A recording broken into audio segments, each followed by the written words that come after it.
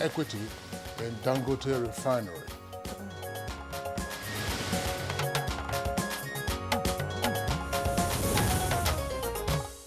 Now, since the assumption of office of President Muhammadu Buhari in 2015, Niger Delta region is one of the priority areas of the current administration. This position, of course, relates to the valuable position the region occupies in the economic life of the country. And to this end, various projects were earmarked for execution in the region to promote peace and security, as well as to improve the living standard of the people in the region.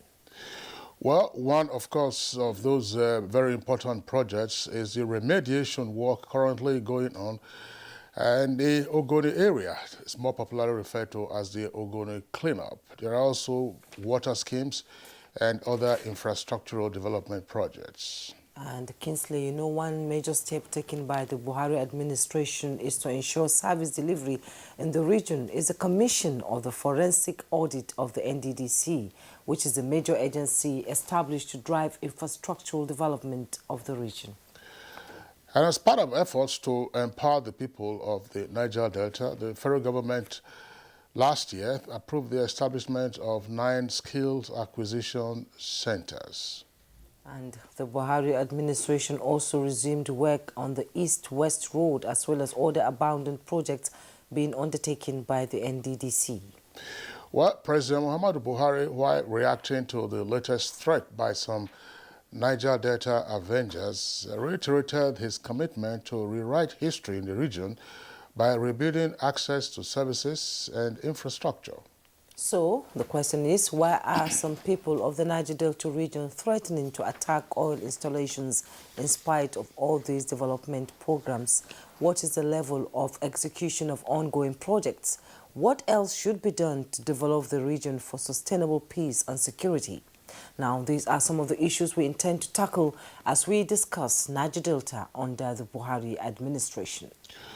Well, Jumai, just to indicate that part of what we already ticked off as what the Buhari administration has done, we should also remember that Vice President Yemi Osinbajo undertook a number of visits to the Niger Delta region to, as it were, pacify the militants and ensure that oil production activities are not disrupted, and more particularly to give assurance of the resolve of the administration to continue to focus on the growth and development of the area. There are a number of other matters arising, of course, and we shall take a look at those ones in the course of our conversation segment. Now, we also have a second topic for discussion, and that relates to NNPC's plan to acquire an equity stake in the Dangote Refinery currently under construction in Lagos. And with that, thank you for tuning in to Good Morning Nigeria.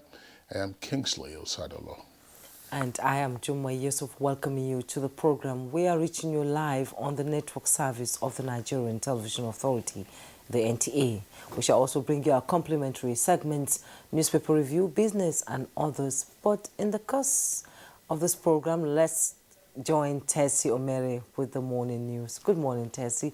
It's good to see you. It's like we peeped into each other's wardrobe this morning. I'm telling you, Juma, it's like we did a planning of blue today. Yeah. Good morning, Juma and Kingsley. Good morning, Nigerians. Welcome to the morning news. Vice President Yemi Osinbajo has identified corruption and lack of knowledge of the subject matter as some of the factors responsible for poorly drafted negotiation agreements. He stated this at a capacity building training for Nigerian negotiators organized by the Independent Corrupt Practices and Other Related Offences Commission in collaboration with the Interagency Committee on Stopping Illicit Financial Flows in the country.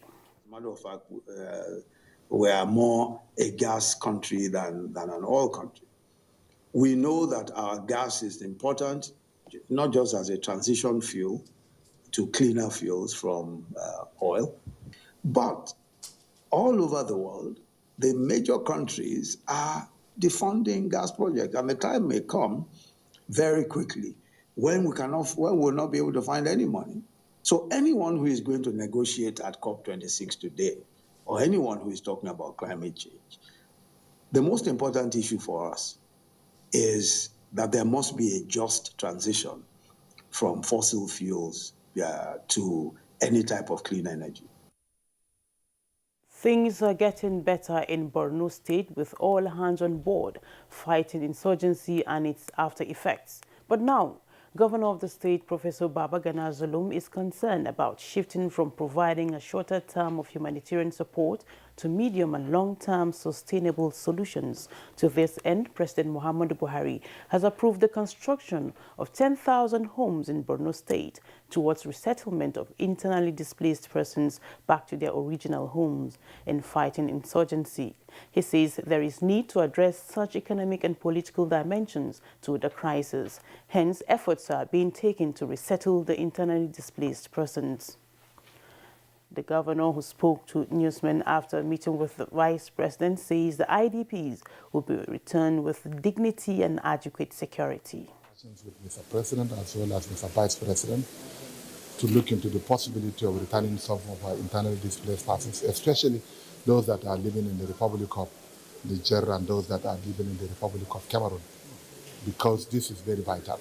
We want to create access so that people can go back to their farmlands. People can cultivate their farmland and can stay on their own. Otherwise, continued dependence on food supply from donor partners, including the federal government, is not sustainable.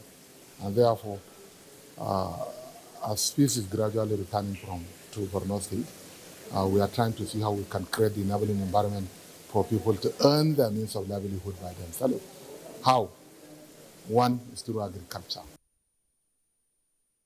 Senate Committee on Appropriations has commenced scrutiny of the 2021 supplementary budget of 895.8 billion naira at the first meeting of the committee involving concerned subcommittees on health and security. Chairman of the Committee on Appropriations, Senator Jibrin Barrow, explained that inasmuch as the committee is committed to giving it accelerated consideration, it will not flout due process. Because these are issues to deal with the health sector, particularly the COVID-19 vaccine, which is an urgent and emergency request.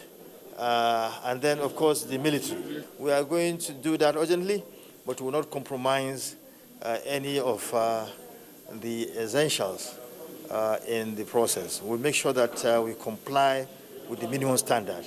Yes, there's that urgency, but again, the standard is very important. We will comply with the necessary standards so that we do not breach any of the rules in dealing with this kind of situation. Still from the National Assembly, the dwindling budgetary allocation to the Nigerian Navy in the face of increasing security challenge in the maritime sector is set to be addressed. The House of Representatives Committee on Navy, at a public hearing at the draft legislation in response to stakeholders' concerns, said security should be above all considerations. It is clear that this bill is strictly about the Navy, its personnel and facilities. The Nigerian maritime sector comprises both civilian, which is a commercial aspect, and security actors. The source of funding for this trust fund, especially subsection 41A, is clearly in conflict with the Constitution of the Federal Republic of Nigeria. The Nigerian Navy had presented a budget proposal of about 200 billion in 2015, but about 8 billion was appropriated and 6 billion was released. Judicial officers have again been urged to continue to dispense justice without fear or favor. Chief Justice of Nigeria, Justice Ibrahim Tanko Muhammad, made this plea at the swearing-in of 18 new justices of the Court of Appeal.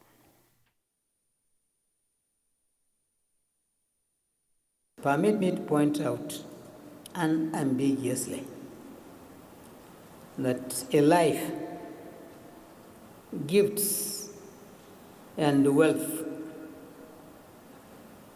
that are not worked out or not worked for, which are by extension undeserving, are always wrapped in calamity and destruction.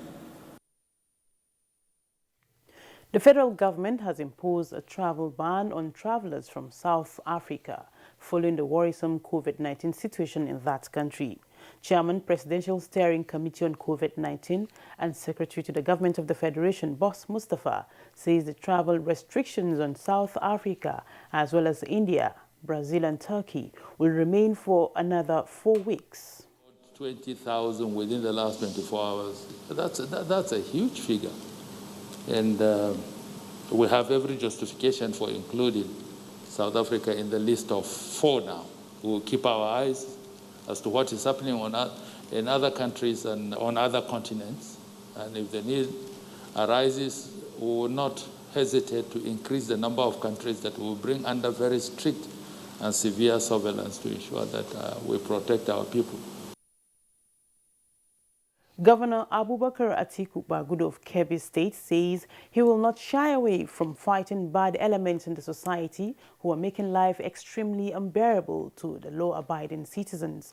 Senator Atiku Bagudu renewed his vow to lead the people into the forest to engage bandits until they are totally subdued. The governor affirmed this at a meeting of Fulani leaders in Burning Kebbi. Consequently, he said the incumbent administration has aligned itself with the commitment of President Muhammadu Buhari towards eliminating the problem of insecurity in the shortest possible time.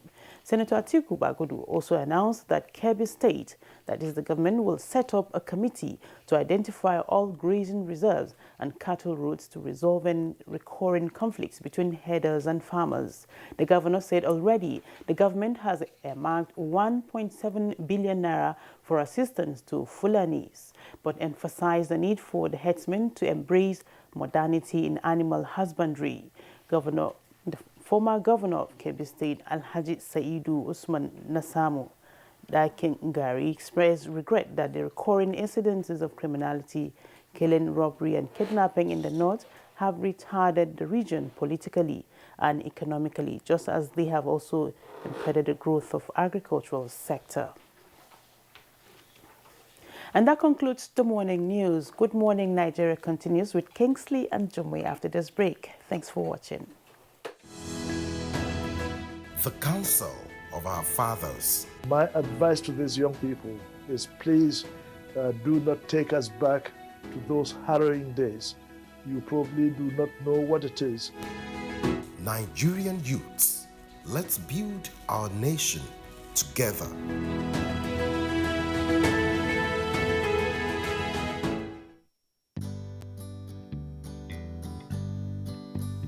There are certain moments in the day when I need my me time to just unwind and indulge.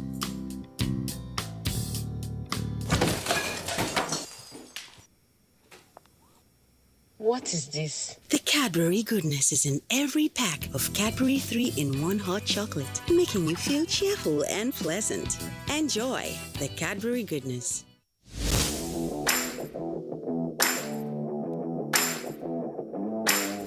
The much anticipated UEFA Euro 2021 is finally here. Can Portugal defend the title they won 4 years ago as they face world champions France, Europe giants Germany, Spain, Italy and England?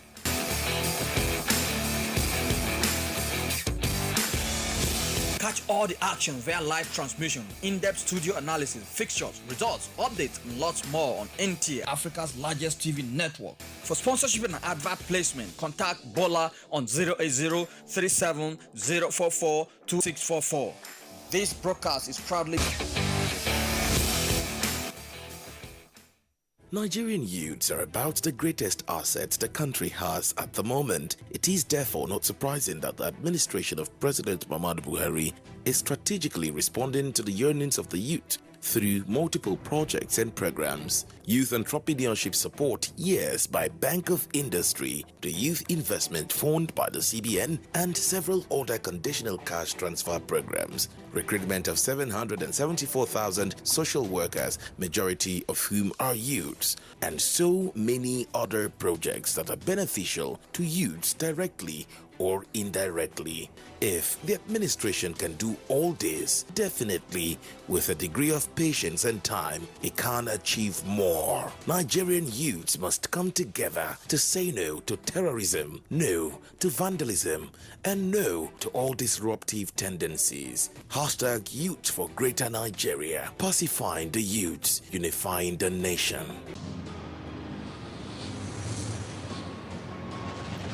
The Sports Parliament, your weekly sports program, is back to the studio every Thursday, 10:30 p.m. to 11:30 p.m.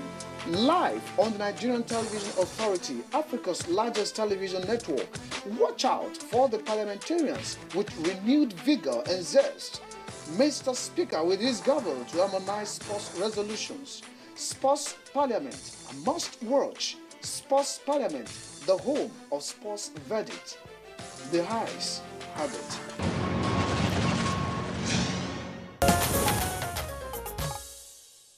You're welcome back. Revenue Mobilization Allocation and Fiscal Commission concludes arrangements to commence review of the nation's revenue allocation formula. Let's join Kunle Adeye for details. The Revenue Mobilization Allocation and Fiscal Commission emphasized that it has concluded arrangements to fully commence the review of the nation's revenue allocation formula. A statement by the Public Relations Officer of the Commission, Nwachukwu Christian, explained that the review is targeted at equitable distribution of accrued revenue into the Federation account to the three tiers of government, and this will be concluded before the end of 2021. The chairman of the Commission, Elias Mbam, disclosed this recently in Abuja while receiving members of the National Assembly Service Commission led by Ahmed Kadi Amshi. He stated that the Commission is one of the 14 executive bodies contained in the 1999 Constitution as amended, saddled with the statutory function of reviewing from time to time the revenue allocation formula and principles in operation to ensure conformity with changing realities, alongside monitoring appropriate revenue accruals to the Federation's account, revenue generating agencies. And to the details of Monday's tradings on the floor of the exchange.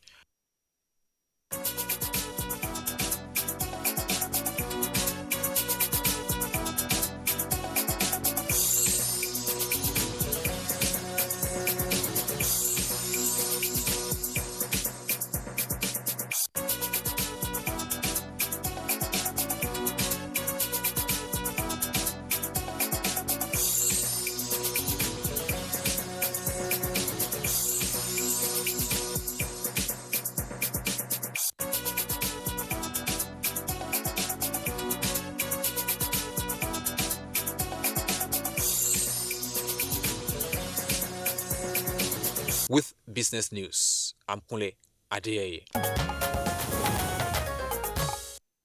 Thank you very much, Kunle Adeye, for the business package. And coming up next for us is Newspaper Review.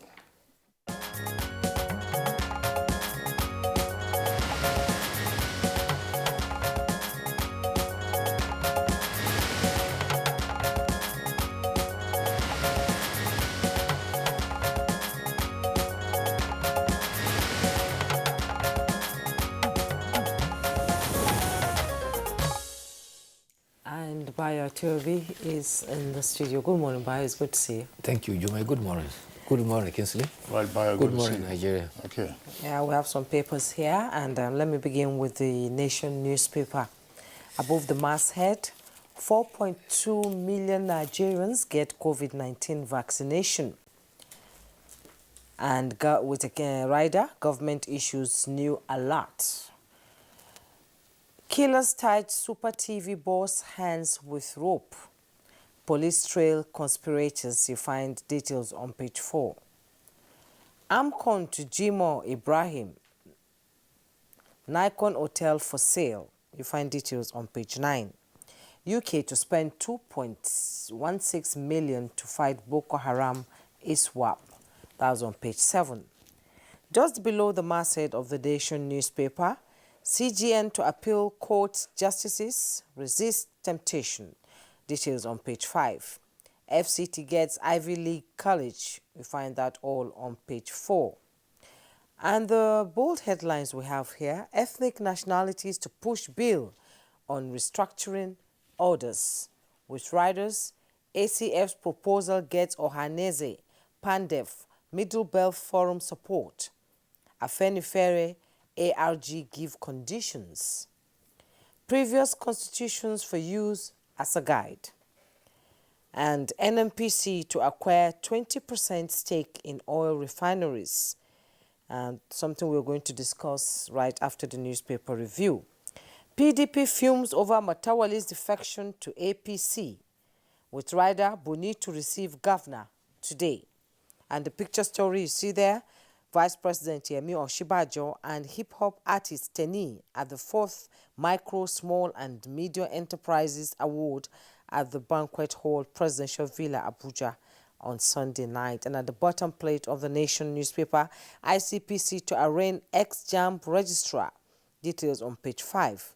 Benue demolishes kidnapper Azonto's houses. Details on page 8. Kingsley? All right, we also have the Punch newspaper, and from above the nameplate, you have the following headlines. Diesel price jumps to 280 naira, that's per litre. LCCI, Lagos Chamber of Commerce and Industry, says inflation will rise. PDP threatens litigation as APC opens talks with 3 governors. Reps to summon FIRS and Ford banks as $30 billion revenue probe begins. Senate tears apart NSITF management. Alleges agency embezzles 84 billion naira. 2 earpieces there beside the nameplate. RAMFAC, that's a mobilization, revenue mobilization, allocation and fiscal commission. Plans review of revenue sharing formula and politicians' pay. CBN plans price crash. Releases 50,000 metric tons of maize to Crown Olam and others. Page 19. Lead story says border corruption with a kicker. Security agents, smugglers worsened subsidy crisis. Flout Buhari's orders. 3 or 4 riders to that headline. Blame security agents. With 30 checkpoints along Katsina Jibia Road, that's community leader. Nigerian businessmen and security agents smuggle petrol for Cameroonian rebels. Say source. Smuggling done by residents, as according to customs, and troops can't engage in such criminal activity. The army. Now the photographs there were from Benue. Chuma already read the headline, also from the Nation newspaper. It says Benue demolishes suspected kidnappers' buildings. Police arrest wife. So lawyers contest plea bargain as ex-JAMB registrar arraigned for 900 million naira fraud. 12 terrorists killed as troops repel attack on Borno base. Federal government arraigns Kaduna-based critic, alleges defamation of Masari and SSG. Matawale asked me to join him in APC, that's a defecting ex-governorship candidate. Fee hike protest, casualties unknown as police clamp down on Kaduna students. Sokoto officials get 275 million naira bail in 500 million naira pension scam suit. Bio. Thank you, Kingsley. Let's start with the report on border corruption. It is a blame and counter-blame by communities, by security agents, and also by businessmen. Community leaders say blame security agents for border corruption. Meanwhile, the community leader says there are about 30 checkpoints along Jibia-Katsina Highway. However, fuel smugglers move freely along Katsina-Jibia Highway after bribing security agents. Another one says that Nigerian businessmen and security agents smuggle petrol to Cameroon rebels. However, in Kwara, they say security men seize petrol in jerrycans but turn blind eye to smugglers who move petrol in huge tankers. The custom and security agents too are also having their say. They say that it is the communities in the border areas that indulge smugglers, and therefore security agents, both custom and the security, deny that they participate in anything that is smuggle related. Meanwhile, the Arewa Consultative Forum has told a retreat of members of the Northern Caucus of the House of Representatives to look out for petroleum industry bill and also clamor for restructuring. Chief Audube, who is the chairman, specifically drew attention to item 25, part 1 of section 69 of the first schedule of the 1963 Constitution. He did that to point out that the provisions for mines, minerals, oil fields, mining wells, and geological survey are in that constitution on exclusive legislative states. He stresses, therefore, that the 1960 Constitution, 1963 Constitution, and the 1999 Constitution are exact copies as far as those provisions are concerned. Chief Aobe, however, said that there's no reason for undue warfare. We all need to have a conversation across table to solve our problems. He said Ohaneze Ndigbo, Afenifere, and the South People Congress have been invited to have a conversation. Secretary to the Government of the Federation also expressed joy that the 9th National Assembly is set to bequeath to the nation a petroleum industry bill that has been lingering since 2007. He called for a careful look at areas that have proven contentious, citing governance structure, host communities' concerns, and royalties, taxes are some of the issues. The Sultan was also there, and he said, Sultan Abubakar says that as patriotic Nigerians, we should not fold our arms, but resist tribal politicians and divisive tendencies. He says those of them who wish to destroy our unity. He said we must reject schemes that set Nigerians against fellow Nigerians. All Nigerians must enjoy equal freedom. Speaker Bajabi Amila also says petroleum industry bill is a topical legislation. Every legislator wants to be part of that history. There are quivers in the political terrain. Governor Bello Mutawale of Zamfara is set to join the All Progressive Congress today. However, the governorship candidate of All Progressive Grand Alliance in 2019, Dr. Sani Shinkafi, has also announced his defection to APC. Strangely, he says he's been invited by Governor Bello Mutawale to join the APC to rebuild Zamfara State. Amidst this speculation, however, the People Democratic Party has also warned that Governor of Zamfara State and members of the State House of Assembly as National Assembly over their attempted defection. He says, Kolo Ologwadi, in a statement, says, PDP categorically cautions Bello Mutawale and his plans amounting to vacating office. He says no law allows him to cross over to any other party with the statutory mandate given to him by the People's Democratic Party. It may be recalled that governors of Edo State, Ebonyi, and Cross River have all changed the political parties from which they were elected. Sadly, a tanker again exploded in Amuke in Benue State. And unfortunately, we lost 3 Nigerians there. This occurred adjacent to Agatu local government, where 2 tanker explosions happened in April. Again, sadly, the Federal Road Safety officials says that it was as a result of brake failure. Again, it comes back to the same thing, poor maintenance of the vehicles. Sadly, too, the fire took long to put out because there's no firefighting facility in the area where it's occurred. Well, there's a story. I don't want to comment on the fuel tanker issues. Every week we've said this several times. A story involving fuel tanker fire. But there's a story that should be of concern to public finance experts and indeed others. I know that it's a stopgap measure, but it says CBN plans price crash, releases 50,000 metric tons of maize to Crown Olam and others. We know, so the Central Bank of Nigeria has given the approval for the 50,000 metric tons of maize to be released to 12 major producers from the Strategic Maize Reserve under the Anchor Borrowers Program. Now, this is the 3rd of such releases. The recipients are listed there so as to crash the price. You're going to have to ask yourself, is it this a symptom of dysfunction? Is it the business of the Central Bank to be controlling strategic grain reserves, to be issuing directives as to when there will be releases or should be releases from the strategic grain reserve? I think that we are mixing a number of things up. Yes, the CBN is driving the Anchor Borrowers Program, and yet, we know that there are issues with the Anchor Borrowers Program, but it's guaranteed offtake and so on and so forth. But who is the proper authority to control the strategic grain reserve of a country? That is one. In those days, we used to have commodity boards. What was the role of commodity boards? And the central bank is just dabbling into all kinds of things. And sometimes you find it getting into even retail banking business. Well, it's no good saying the fact that with the initiative of the central bank in Anchor Borrowers Program, they probably too will have a program for grain reserve so that they can buy excess grain from the farmers so that we'll mop up the losses. And in the strategic challenges that we are having now, the shortage of foodstuff, the tendency, like we even suggested it on the Good Morning the other day, open up the grain reserve, the storage reserve, so that we can help bring down the prices. But whether it is the role of the central bank or other agencies, that is the question. Okay, Bayo, thank you so much for your time. Thank you too. As usual, thank you. Do have a wonderful day. We'll take a break right now. When we return, our conversation will begin.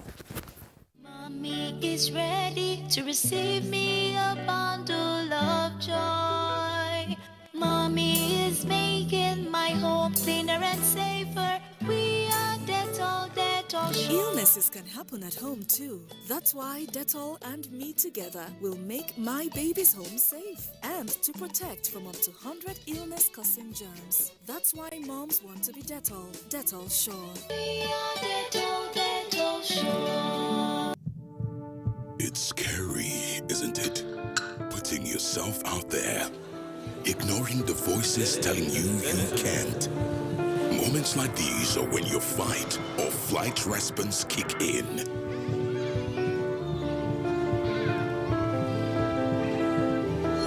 Will you step aside?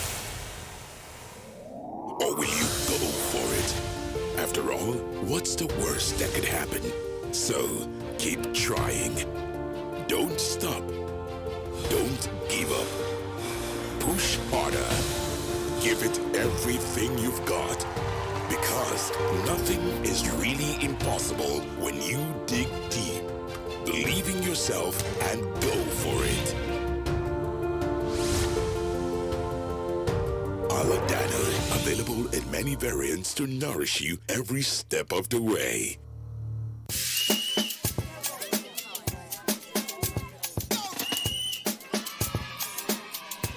Our hands can pick up harmful germs. Safeguard soap not only removes germs, but continues to fight germs even after wash. With Safeguard, germ regrowth is reduced for 12 hours.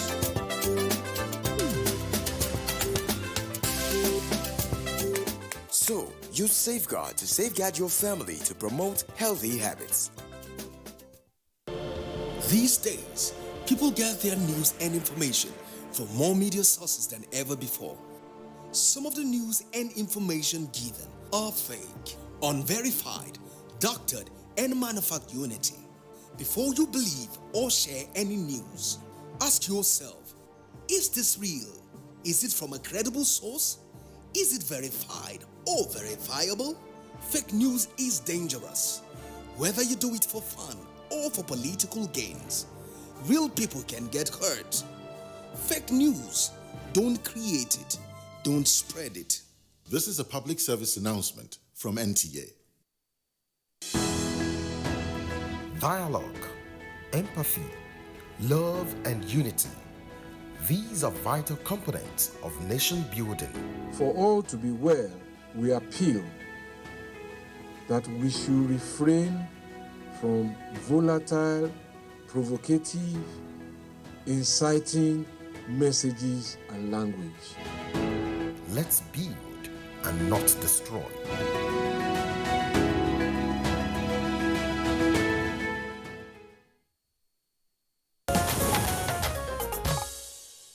Joining us, this is Good Morning Nigeria, and joining us to discuss NNPC's plan to acquire equity in the ongoing Dangote Refinery business plan is the Group Managing Director of NNPC, Mele Kolo Kyari.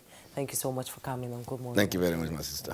Yes, all right. Thank you very much once again, GMB, for being with us on Good Morning Nigeria today. Of course, one of the stories we read on the front pages of the paper this morning has to do with the stories that has been trending for a while, namely the plan by the NNPC to acquire an equity stake in a Dangote refinery, which is nearing completion in the Lekki area of Lagos. But that announcement seemed to have come also on the heels of the rehabilitation of one of the two refineries in the Port Harcourt area. It had created quite some storm. So the issue is that what has informed the decision of the NNPC to take a stake in the Dangote refinery? And how much are you taking, if you indeed you want to take a stake? Thank you very much, Kingsley. I think what we need to first address is why is the Dangote refinery important? First, we know for sure that this refinery is a 650,000 barrels per day refinery. It means that this refinery will deliver at least 50 million liters of PMS, or gasoline or petrol, any name we call it, into the Nigerian market or into the international market. And it's so strategic that everybody agreed. I'm sure you must have seen a number of visitations by all well-meaning Nigerians, from government to institutions to businesses, applauding the very strategic step that Dangote Group took to establish a refinery in our country. And there's no country anywhere, no resource-dependent country will sit, watch such enormous investment that is related to energy security anywhere in the world, to look by the side and say, oh, this is good business, and I'll watch by the side. No one does this. And by the way, we all know that the Dangote brand, now I'm going back to the general issues around equity. The Dangote brand in this country is one of the greatest brands that we have. Many of the investments that they had, Nigerians took equity in it. If he has floated the shares of that refinery today, I know that everybody will rush to take equity in it. It means that there's a trust that this project will be delivered and that there's a history of delivery of this project. Having said that, we as a national oil company have a primary responsibility of ensuring energy security for our country. Energy security means many things. It also means general security of the country, not just about energy only, but general security of our country. And the meaning of this is that you must secure the supply sources. And we have a number of issues. First, we are trying to fix our refineries. We will fix our refineries. We have awarded the contract for the fixing of the Port Harcourt refinery. We are well ahead of our plan and our schedule. On the Warrior and Kaduna refinery, we will issue the EPC contracts for Warrior and Kaduna very soon, hopefully before the end of July. That will come parallel by a matter of process. It will also run with the Port Harcourt refinery, so that will deliver all of them about the same time. So the net effect is that you're going to have a petroleum product supply hub in West Africa. That means with NNPC's refineries in place, Dangote's refinery operating, and of course, a number of other initiatives that we are doing. There are condensate refineries that we are building, about 5 of them. We are working with our partners. We'll take FID on 2 of them in the next 2-3 months. So overall, you're going to have a massive hub of production of petroleum in West Africa. This will going to do something else. It's going to change the flow of product supply in the whole globe, because now products are coming one way from Europe mostly and Middle East into Nigeria. Now this will completely reverse. And you cannot watch this exactly very, very secure situation, a position of advantage happening, and then you are a national oil company and you will not take a stake in this. As a matter of strategy, we decided, at least not just today, not with Mudambra Refinery, actually before he started it, that we knew that we have to expand our portfolio. We knew that we have to take equity in very many assets. Today, we have equity in a number of other smaller assets and businesses, fertilizer plants, methanol plants, and so on and so forth. So it's really not a surprise that we decided to approach Dangote. It was not at his instance. We wanted it. We know that it is strategic. We know that this business will fare up. We have extreme capacity to ensure that we evaluate it properly and to see that we're going to make value out of it. So it is really, really a very big, massive endeavor for us. We know that this is something that has to be done. We also know that what doing this means good business for NNPC, and it will improve our balance sheet. So it's really not about what people see in the media, that, oh, NNPC management staff have rushed, they have taken equity in Dangote, they shouldn't have done this, we are overvalued and all this. This industry is a very, very regulated industry. There are processes for evaluating assets. There are international standards for doing this. We in NNPC are not the exception. No bank will give you money if you didn't follow these processes. We are not going to take a cup of government money to buy this equity. We are going to borrow on the back of the cash flow that will come from this refinery, on the back of transactions that will come on the back of the equity and the dividend that will come from this business. So really, we are not exposing this country. We are taking advantage of a business opportunity. I'm not very sure Mr. Dangote wants us to do this, but I know for sure that this is a position that we need to take. I think this is overall this is what we're trying to do. Is it backed by any federal government policy here? We are a business, my sister. NNPC is a business. We have taken equity in very many assets.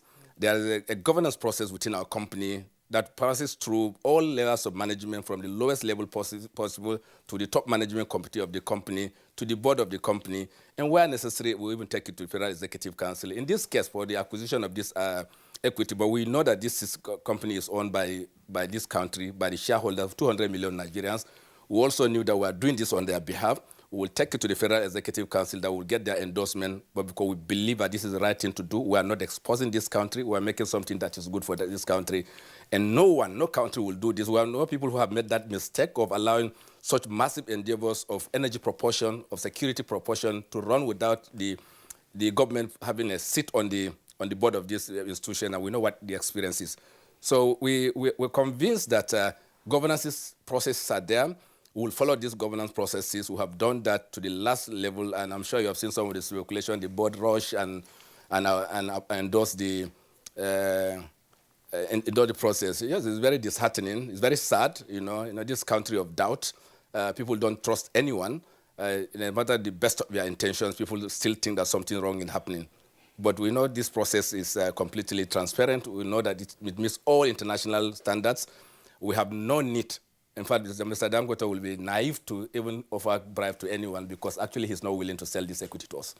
What stake is NNPC pitching to acquire? Yeah, we are taking 20% equity in the plan. We have not concluded that process. We have not closed that transaction. We have made all the governance expectations. We have term sheets endorsed. We have the board of NNPC agreeing that we should proceed with this process and acquire other approval processes that are still pending. So therefore, at this moment in time, I can confirm that our interest is to take 20% equity, and I hope that we'll close this deal as soon as possible. And there have been rumors of maybe increment in the price of fuel. And let me ask you this question. How would this acquisition of equity impact or stabilize the price of petroleum products in the country? Thank you very much, Juma. I think this is the point. When you get this refinery working, you will have a seat on the board of this company. If you take 20% equity in any business, you will have a seat on the board of that company. You have massive influence around the decisions that will be made, allowing the flow of the product that will come out of this facility. Therefore, literally, you can say we have control over 20% of the production that will come from this facility. Mind you, when you have a refinery operating in your country, it does one thing for you, that it takes out the cost of freight, which means that when you're buying this product from other countries, it will take at least 21 naira per liter of AG product. We know that by doing this, we are taking over at least 21 naira from each liter of petroleum product. And coming back to the pricing of petroleum product, it is very true today that the price that we sell product today at 162 and the fuel state is well below market price. There are ongoing engagements to ensure that we are full regulation of the market. We are very conscious, because it is also the desire of Mr. President for us to minimize any impact that this will have on the ordinary people. We know that the subsidy may not be sustainable in the long term, but you also need to take the necessary steps to make sure that you follow processes, you make sure that there is no exploitation of the ordinary person. We know that the prices that people will pay eventually will be the right price for the petroleum product. And these conversations are going on, engagements are going on with the Governors Forum, with the organized level, with the civil society organizations, to make sure that we all appreciate the fact that we can no longer afford this. But when can we do it? How can we do it is the discussion that is going on. And we haven't closed in this. I have no idea when this will happen. But I know for sure that these engagements are going on. And obviously, it's not next month. It's not the 2 months' time, because that's not realistic. There's a conversation that is going on that I'm part to. And we have no closure around it, but fundamentally anchored around Mr. President's concern that we should be careful about how things will affect the ordinary people. And we're very conscious of this. We understand the pain. We know for sure that there's a massive arbitrage happening here. We're selling at 160 across our borders. This anywhere sells around 400 naira to the liter. So there is an incentive for many things, many wrong things. Smuggling, we know that for sure smuggling is not business, but it's happening. And of course, it's very difficult for you to control when you have this massive arbitrage. And there are steps that we have taken to ensure that we even control the smuggling, involving all the agencies of government, from the EFCC to the Department of State Service, the police, the Nigerian Customs Service, the organized marketers, and so on to make sure that we curtail this. But we know for sure that the ultimate solution will be to see how you can bridge the pricing so that, now cross-border trade becomes trade and not smuggling. Okay, I'll return to the issue of trans-border smuggling of refined petroleum products. But I'd like you to clarify much more the issue relating to the refineries. The Port Harcourt refinery has already been awarded for full rehabilitation. And you said the processes for Kaduna and Warri are also on, and that those other 2 refineries might be completed in terms of rehab at the same time with the Port Harcourt refinery. Is that correct? That's correct. Okay. Now, you also indicated that you are on the verge of concluding FIDs, that's final investment decisions, on some 5 or so condensate refineries. What are the details of these condensate refineries? Where are they located? And what impact are they likely to have on the supply of refined petroleum products in the country when they come on stream? Thank you very much. First of all, let me explain what the condensate refinery concept means. Condensates are a very light version of crude oil, and by their very nature, you can easily crack them. You don't need a standard massive refinery to convert condensate into finished petroleum product. And the almost 80 to 90% of the total volume of condensate can be converted to gasoline or to the light products. So that's the advantage that it has. And also, it's also out of the OPEC restrictions because you can produce any volume of condensate and it will not be part of the OPEC regulation or OPEC control around production numbers. So we saw this as an opportunity. We have a number of condensate production, either as plant condensate or as condensate that is coming from the oil wells directly. And when you do a condensate refinery, it's usually done very close to the source of the production. And that means it takes away all those issues around vandals having impact on your pipeline and so on. So what we did is to identify about 5 locations where these condensates are available, where we can convert them into volume, ranging from about 20,000 barrels per day to up to 50,000 barrels per day by location. It depends on where you are. In some places, you can make the 50,000 barrels. In some places, you can make the 20,000. The cumulative effect is that we are seeing around 200,000 barrels of condensate refining capacity in our country, scattered many locations, some in Delta State, some in River State, some in Edo State, and another in Akwa Ibom State. The net effect will be that you're going to have small refineries that are scattered in the country, that are standard, and they're also condensate. And that way, you will see products being made available very close to its users. And it takes out many risks. It takes risks around vandals effect. It takes around risks of transportation and many other benefits. So in terms of location, I've stated this, but what is very important is that they are not very costly. Because they are very simple plants. They will call them splitter plants, and at the end of the day, with very basic funding, that you are able to do it. So they will add off to the capacity that our own refineries will bring on the table once they are completed. We're very confident that we'll deliver on this refinery. We have never seen this level of commitment. We have seen financing institutions, including Afrexim and many other banks of international repute, have agreed to lend us money on the back of the cash flow of the refinery. That's what's different. They are not just giving us money so that we can go and sell crude oil and pay them. No. They believe that these refineries will work, will have a maintenance structure or an operation structure. We call it O&M structure, operate and maintenance structure. We're going to hand over to a third party so that they will operate this refinery. This is part of the condition of the lenders, that you are not going to run it. We say, well, we don't have problem with this. The cash flow that will be generated by the refinery will be sufficient to pay for the loan. So we're not putting anything at stake. We're not putting these federations' resources at stake. We are making it look a business that it is, which is that this business will pay for itself.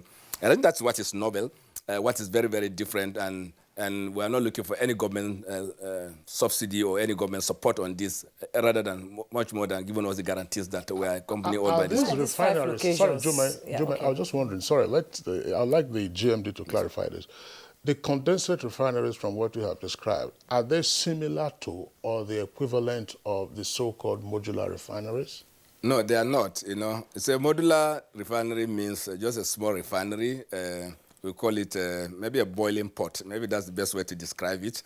It doesn't make the light products. It barely makes diesel. So when you have a modular refinery, except you're able to upgrade it to a certain level, you are not able to produce certain grade of product from it. So essentially, all modular refineries that you know today make the high-end products, which are typically gas, diesel. And of course, you have some naphtha that is being produced, and it's very difficult to manage this. So when you say modular, you know, the whole concept is having a small refinery. Yes, the optics are very good, but the realities is that you have to do better than this to get all grades of product. Okay, exactly. And now Nigeria has a lot of hydrocarbons in other regions of the country, and I believe there's a search for it. But even, you know, as the International Energy Agency has predicted a net zero emission by 2050, how do you sort of balance it? Yes, Jim, you see, the issues around energy transitions must be put into context, you know. When they say energy transition, it means going to a net zero carbon situation. It doesn't mean moving away from fossil fuel to renewables. That does what it means. It means that you're going to do your production in such a way that the net effect of what you are doing does not affect the environment. And that means, even by the best of even the EIA estimates, that nobody has seen peak gas consumption in less than 30 years. That means gas will continue to be relevant for the next 30 years, and it will not reach its peak of demand. In spite of all the energy transition consideration that we are seeing, it's seen as the vehicle for the transition to the net carbon zero. That means for the next 10 to 30 years, you still have relevance of fossil fuel being part of the primary part of the energy mix. But there are efforts that are going on to make sure that whatever you do, the emissions become balanced. For instance, in our country now, we must take out the flares. That flare means that you are reducing the carbon print. You produce this gas so that the gas powers your power plants. It creates gas-based industry. By implication, what you are doing is you are reducing your carbon footprint. So when you look at the effect of what you are doing, in spite of the reduction in what you do with the gas, because as a vehicle for reducing carbon footprint, you also need to focus on some other renewable efforts. So on a balance, you will see that the effect of the renewables and that of the petroleum that you are utilizing will come to net zero. It doesn't mean that oil will go away. It's not likely to go away. In fact, even by 2015, the best of estimates say that oil will be providing up to 50% of the energy mix that the world requires. So oil is not going to go away. Gas is not going to go away, but its utility will go away. There will be more use for gas, for instance, in making petrochemicals. Even the oil itself cracked into something different than gasoline. Yes, there are a number of talks around electric vehicles. In this country, our first focus now is to provide power, to make sure that infrastructure is on ground. We're able to mobilize people out of poverty into some form of comfort zone. And this takes time. We're nowhere near what you see in Europe and co. And definitely this country needs oil to create the resources, to create the development, to create the middle class that we need, and also to empower people so that we can come out of poverty as a first step. Then we'll worry about electric vehicles. And yes, of course, there are a number of initiatives going on. Very recently, Mr. Vice President launched the electric vehicle. Absolutely correct, the right direction to go. But we do need power to get this working. We do need people of resources to make this work, and this is our focus, and that's why we're focusing on gas as a country, as a policy of government, to make sure that we deepen domestic gas utilization in the country so they can create more wealth for our country, and that more people will come out of poverty, jobs will be created, and ultimately that we can face the question of the net carbon situation.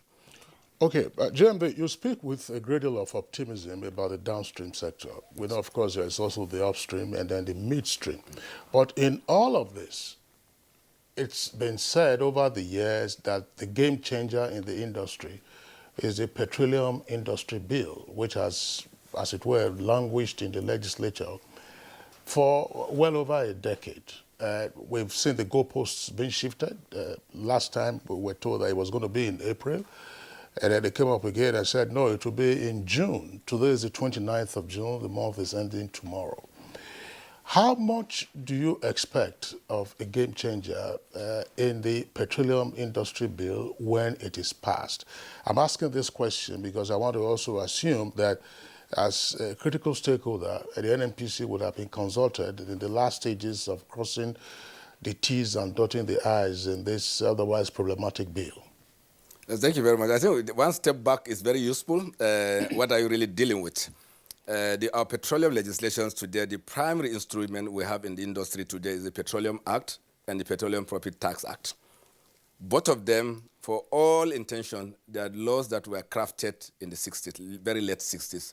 There hasn't been significant changes to the provisions of this law. It means that this industry has moved forward over the last 50 years, and we haven't moved with that time.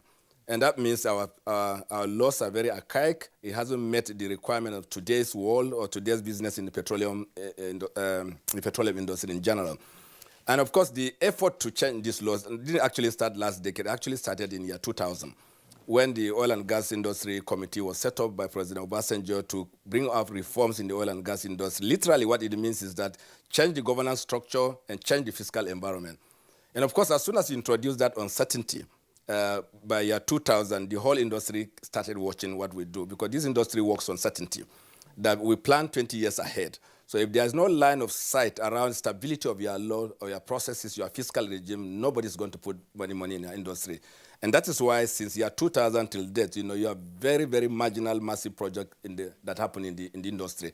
Everyone that you have seen on the table today were committed prior to year 2000, and a few of them that happened, they are still bleeding, because we are not able to fix our fiscal regime so that it can fit into this. So now coming back to what the petroleum industry will do, it is going to correct these imbalances. It is going to make us a much more competitive business. I'm sure Nigerians are aware that oil is still found in very many locations that were never expected. People's choices are changing. For instance, COVID-19 has shown us that the consumption of crude oil has gone down drastically. People are not ready to come back and get out of their homes anymore. That means transportation fuel volumes will come down, and so on and so forth. So the realities have changed. So that means you have to change your fiscal environment to make it more attractive. What companies do when they make business decisions is to look at the balance of alternatives. You have a prospect in Nigeria, you have in Angola, and so on. They will only simply look at it. If I put my money here, am I going to make 12% return, 30% return, 15% return? If your case is 12% return, no matter how nice you speak, no company is going to invest in their country. And countries do realize this, and that is why this petroleum industry bill will address that inadequacy. And of course, beyond this, there are structural issues in the industry. For instance, in the past, we have focused much more on the upstream. We haven't paid much attention to the downstream and the gas and the midstream sector. And by having two sets of regulators in the petroleum industry, one will focus primarily on deepening utilization of gas and also making consumption of petroleum much easier for Nigerians at a scale that is bigger than what we have today. So you can't do this except you have that structure. And this bill will correct that imbalance so that there's a focus on downstream, because we know for sure that going forward that you have to consume what you produce. And probably in another 10 years' time, whatever you produce, you have to consume it yourself. And therefore, if you don't have that structure to enable you to do this, then you are in trouble. So put all this together. You're going to have a bill that is going to address the fiscal concerns of your partners and also the local concerns of government and all of us to make sure that petroleum becomes a value to us and not a cost to us. And I'm very convinced that the National Assembly will pass this bill. I'm very engaged in this process. I'm the chairman of the government's technical committee on the petroleum industry, so I'm very familiar with the content of this bill. And I'm very, very confident that the bill will deliver what will be of value to this country and all of us. And we have taken the assurance of the National Assembly. I understand that this week it will be put on the floor of the National Assembly. I believe they will do this.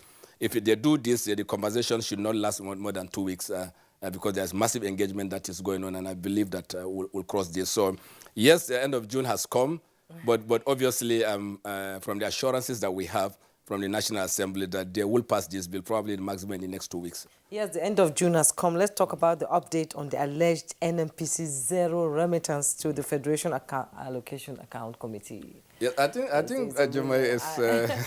And where would you see the oil sector going forward in the future? Yes, thank you very much. You see, this zero allocation story is what you have seen in the media. It was a communication between us and our representative, our shareholders, the Federation Allocation Committee. To be precise, we do submit a forecast to government on what we see coming in the next 1 month, 2 months, 3 months. When you say NNPC delivery to the Federation account, it's just one element taken out of context. First, when you produce petroleum, we are the center of this. NNPC manages almost 80% of all the production that is happening in this country because of the partnership that we have with international oil companies or even local oil companies. And at the end of it, you produce oil, you pay taxes, you pay royalties. So you have to produce the oil before you can pay taxes and royalties. So there are revenues coming in form of taxes and royalties to the parent as long as our operation continues to run. The other part of it is the dividend that should come from NNPC on a monthly basis. It simply means that take away your cost, and then the balance of the cash is sent into the federation account. So it's just one element of petroleum revenue that people are focused on. So what NNPC delivers to the federation is beyond what you see at FEC. So when you see those numbers coming to there, it's very possible. For instance, your cost is maybe 60% of your total revenue that is directly within NNPC's control and within the sales process of NNPC. Then you are now dealing with the petroleum subsidy matter. So there is nowhere you're going to make that money. We're all consuming this subsidy, all of us, the whole 200 million Nigerians, to the benefit of all of us. And there is nowhere you are going to make that. So the money that you would have brought on the table for everybody to share vanishes because we are using it to support the funding of petroleum sources. So when you take out an amount as high as, for instance, 160 billion naira, it is very possible. It is very simple. Any Nigerian can do this computation. Today, we know our consumption is not 60 million liters, but we are supplying 60 million liters because of the issues we have around cross-border smuggling and very many other complications that we have in this business. So when you have 60 million liters every day for 30 days, and then you have a difference. What you're selling at 162 in the market is somewhere around 250 something naira to the liter. And when you take the difference, it's just simple arithmetic. Anyone can do this. So I'm calling Nigerians at home to do this. You can do this arithmetic yourself. And it throws out 140, 150 billion naira. There is no way you can have this and also have all the revenues that you are expecting. So it's really some complications that are real, but unfortunately it's taken out of context. And we're happy to serve Nigerians. What we are doing is on their behalf. So, but what is very clear is that you cannot eat your cake and have it. Yes. Well, still on the issue of fuel smuggling, because we're just referencing it now in terms of subsidy payments and so on and so forth. There are sometimes conflicting figures as to what our fuel consumption is on a daily basis, what we import now that there's virtually zero domestic production. And the issue of smuggling has been with us for over 3 decades. I'm sure you are familiar with this. I mean, it's always also been an argument in the subsidy debate to say, look, fuel sells across the border for so much because it is more lucrative for smugglers to take it out. So they are now taking it out. Therefore, work out your price regime and then increase your fuel price. So what is it that we now seek to do to curb smuggling? And again, I've asked myself this fairly basic question. How many vehicles are there in our neighboring countries where fuel is supposed to be smuggled to? Are the vehicles up to the number of vehicles we have in the Lagos-Ogun area? Is smuggling real or it's a phantom? No, it's Kingsley. I appreciate this perspective. First of all, let's look at the context of the West African sub-region and beyond it, all the way to Central African Republic, all the way to the Sudan. It's very true that there's no country that has the population of cars that we have in this country. That's very correct. Yeah, in no country in Africa has the number of vehicles that we have in this country. Seriously? Absolutely. So now, and you also have a challenge business environment for your neighbors across West Africa. There are 2 things that are involved in bringing petroleum. First, the logistics, and secondly, your ability to raise foreign exchange for you to support that transaction. As the price of crude oil goes up, the ability of very many of our neighbors, which we all know, they are much weaker than us economically, they don't have the capacity that we have. So even their ability to raise foreign exchange to support this becomes diminished. So they have no choice than to source for petroleum from you. I can give you a personal example. I was in Sudan for a private visit, and a gentleman, a Nigerian, told me that, Mr. Kiari, I understand you work for NNPC, that I understand that people are making money from fuel from Nigeria in Sudan, and can I help him so that he can have fuel brought into Sudan? So it tells you that fuel in this country gets to as far as the Sudan because the incentive is there. Because, 2 reasons. First, pricing is an issue. Second is that those countries don't even have an option than to look for other softer sources of that supply. Now, when you come to consumption, and I've said it clearly, that we supply up to 60 million liters per day, average, into this country. But we know this is not our consumption. That 60 million amounts to the evacuation from our depots. What gets out of our depots, NNPC's depots, private depots is up to 60 million liters per day. So we know it's not our consumption. We also know that it moves freely across. It is our job to contain this, and we have taken very many significant steps of recent on the directive of Mr. President, that we cannot say that we are unable to control smuggle across the border. And it's paying up. And we have seen significant drop in those numbers in the last 3 to 4 weeks. As high as drop of up to 6 million liters per day. So we know that it is possible to pull this down when there's an absolute commitment from all stakeholders. Of recent, we brought in very strange and unexpected supporters in this group, and it is working. We brought in the EFCC, let me put it bluntly.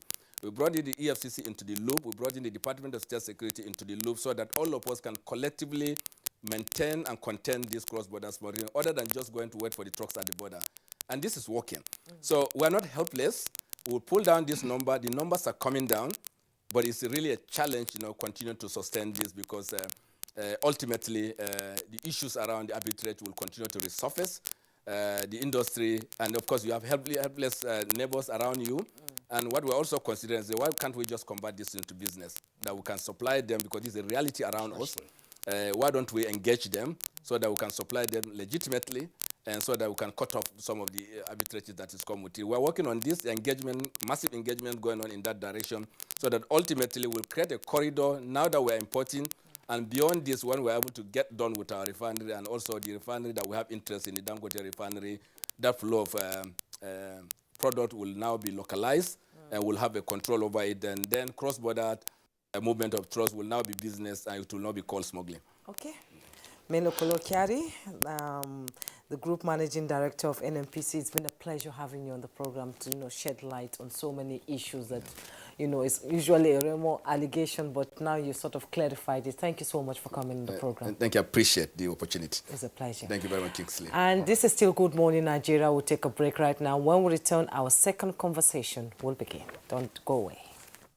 Nigerian youths are about the greatest assets the country has at the moment. It is therefore not surprising that the administration of President Muhammadu Buhari is strategically responding to the yearnings of the youth through multiple projects and programs. Youth entrepreneurship support, yes, by Bank of Industry, the Youth Investment Fund by the CBN, and several other conditional cash transfer programs. Recruitment of 774,000 social workers, majority of whom are youths, and so many other projects that are beneficial to youths directly or indirectly. If the administration can do all this, definitely with a degree of patience and time, it can achieve more. Nigerian youths must come together to say no to terrorism, no to violence. The Sports Parliament, your weekly sports program, is back to the studio every Thursday, 10:30 p.m. to 11:30 p.m. live on the Nigerian Television Authority, Africa's largest television network. Watch out for the parliamentarians with renewed vigor and zest. Mr. Speaker with his gavel to harmonize sports resolutions.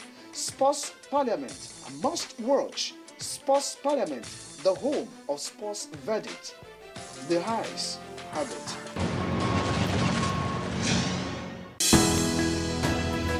The counsel of our fathers. I will urge and advise our younger generation to use talent and brain to sort out problems, not arms. Nigerian youths, let's build our nation together.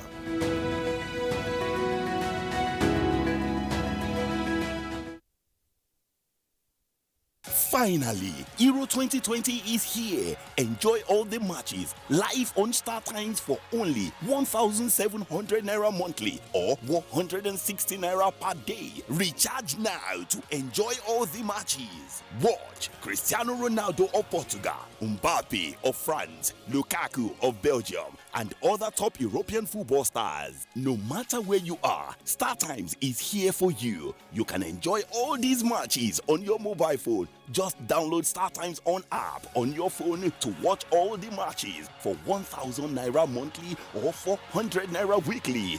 Recharge today with 1,700 naira monthly or 160 naira daily.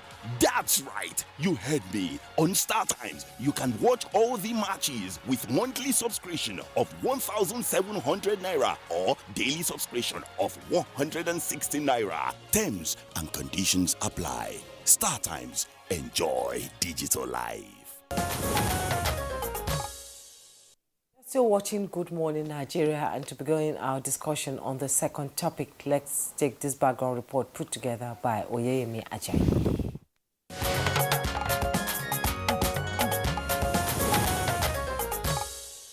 Over the years, there have been agitation from people living in the Niger Delta for developmental projects. These followed environmental degradation arising from the exploration of crude oil, which has destroyed soil, thereby threatening the livelihood of the citizens of the region. This agitation led to the establishment of the Niger Delta Affairs Ministry in 2008 to promote and coordinate policies for development, peace and security of the region. With the inception of President Muhammadu Buhari's administration, the demands of the Niger Deltans were on the front burner in order to make the people have the sense of belonging. Top of their achievements include the commencement of the undergraduate degree programs of the Nigerian Maritime University in Delta State and other academic activities with the approval of 5 billion naira takeoff grants. There was also the setting aside of $170 million seed funding for the Ogoni cleanup. The cleanup project, which is a major focus of the current administration, is progressing. As at March 2021, 16 of the first 21 sites of the project had been certified clean. Approvals for the establishment of private sector-led modular refineries across the 9 states of the Niger Delta were made, with the first 3 refineries successfully completed, while construction is ongoing on others. This administration also resumed work on the 337-kilometer east-west road project, which was moved from the Presidential Intervention Fund to the Ministry of Niger Delta Affairs and was originally awarded in 2006, and it is expected to be completed by the first quarter of 2022. Recently, the Federal Executive Council gave approval for the establishment of 9 skills acquisition centers in each state of the region. The flagship program of the Ministry of Niger Delta, known as the Presidential Amnesty Program, which was to rehabilitate repentant militants in the region, was consolidated upon by the administration with many beneficiaries on record. Now, what is the impact of these projects on the people of the region? Why are some of the citizens still agitating and threatening to resume hostilities in spite of the numerous programs being executed in the region by both agencies of government, including the Niger Delta Development Commission? What more can be done to boost the growth of the region? These are some of the questions guests on NTA's Good Morning Nigeria will be answering shortly.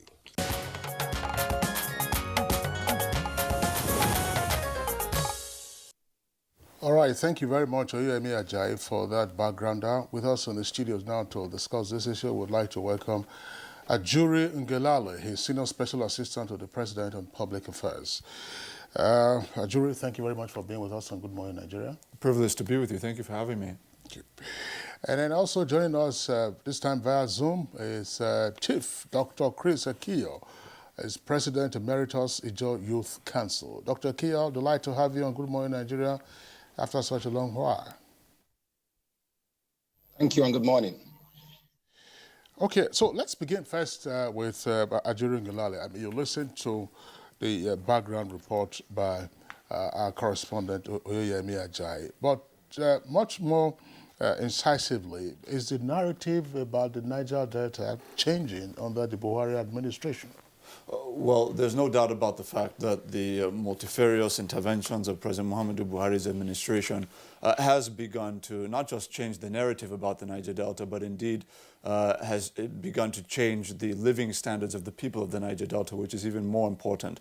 If you look across sectors, you would find a level of investment and intervention that has not been seen in that region in the history of the country. And I want to be very specific about what I'm talking about. If you look at, for example, in the oil and gas sector, we've heard, of course, this morning from the GMD of NNPC on many of the interventions, but I think it's also important to emphasize the new investments that are coming in under this administration. You have the $10 billion Train 7, NLNG Train 7 project, which we know is going to create up to 40,000 new jobs in the region. The president is implementing that in such a manner that ensures that we maximize the multiplying economic impact of that project on local communities across the Niger Delta in terms of construction, fabrication, and other procurements, and involving indigenous companies in that process. That is going to add 1/3 of our total current gas production capacity of 22 million tons per annum to that current total, which is going to take us to about 30 million tons per annum. Then the president hasn't stopped there. If you look at not just gas production, but also distribution, you recognize multi-billion-dollar investments in new gas pipeline infrastructure across the region, such as the OB3 pipeline. That's the Obiafu, Obricom, Oben gas pipeline, taking gas from River State through Delta into Edo, for example, where we have a gas processing facility in Edo as well. That's just one. Secondly, the massive investment Mr. President put in place in the ELPS, that's the Escravos to Lagos gas pipeline system, which is effectively being dualized from 1.1 billion standard cubic feet per day to about 2.2 billion standard cubic feet per day. That is going to double the gas provision to industries across Western Nigeria in terms of enhanced power production, etc. And then, of course, most recently, many of us are familiar now with the AKK, the Ajeokuta to Kaduna to gas, to Kano gas pipeline. Again, taking that about 2.2 billion standard cubic feet per day across northern Nigeria. So in the entire country is now being linked up to be able to maximally benefit from gas coming from the Niger Delta. And ultimately, that's going to have a lot of impact on development in the Niger Delta. And that's just gas. So if you look at hard infrastructure, look at what has happened with in aviation, where you have the brand new Port Harcourt International Airport that was not on ground. It barely started when Mr. President came into office in 2015. It's now fully concluded. If you look at even the road infrastructure, you look at the Boni-Bodo road, which was cited in the report, about 37 kilometers, multiple bridges, that's going to, for the first time, facilitate the road transportation of gas products from NLNG on Boni Island to the mainland of the Federation for the first time in our history. That is a historic, a bit of infrastructural provision. And then, of course, you would look at the new vision for the Niger Delta, where we have over 6 new modular refineries that are being constructed to ensure that we provide new jobs, new wealth to the people and the communities of the Niger Delta. And the list goes on and on and on. So I think anybody who is familiar with all of the interventions of President Muhammadu Buhari in the region would attest that really we've never had it this good, and we're still making a lot of progress moving forward to make it even better than it is today, tomorrow. Okay, Ajuri, thank you so much. Let me now join Chief Dr. Chris Ikeo. You are at the center of everything that is happening in the Niger Delta. And can you give us, like Kingsley asked, is there a change in the narrative since this administration came on board? And my friend Ajua, because I think he's been able to put some of those items that you call visionary documentary items together to analyze plans of government as opposed to the reality on ground. And he knows very clearly that he cannot say what he's saying to you on TV to me. If you claim that all those things that Ajua has said are happening, then people in Nigeria should be employed, should be engaged in this infrastructure development. It should be seen, jobs should be seen created. I do not contend the fact that, yes, all you have said are things that are going to happen or are being planned to happen or are in the stage of happening. But what's saying that it's taking too long to happen, just too long to happen.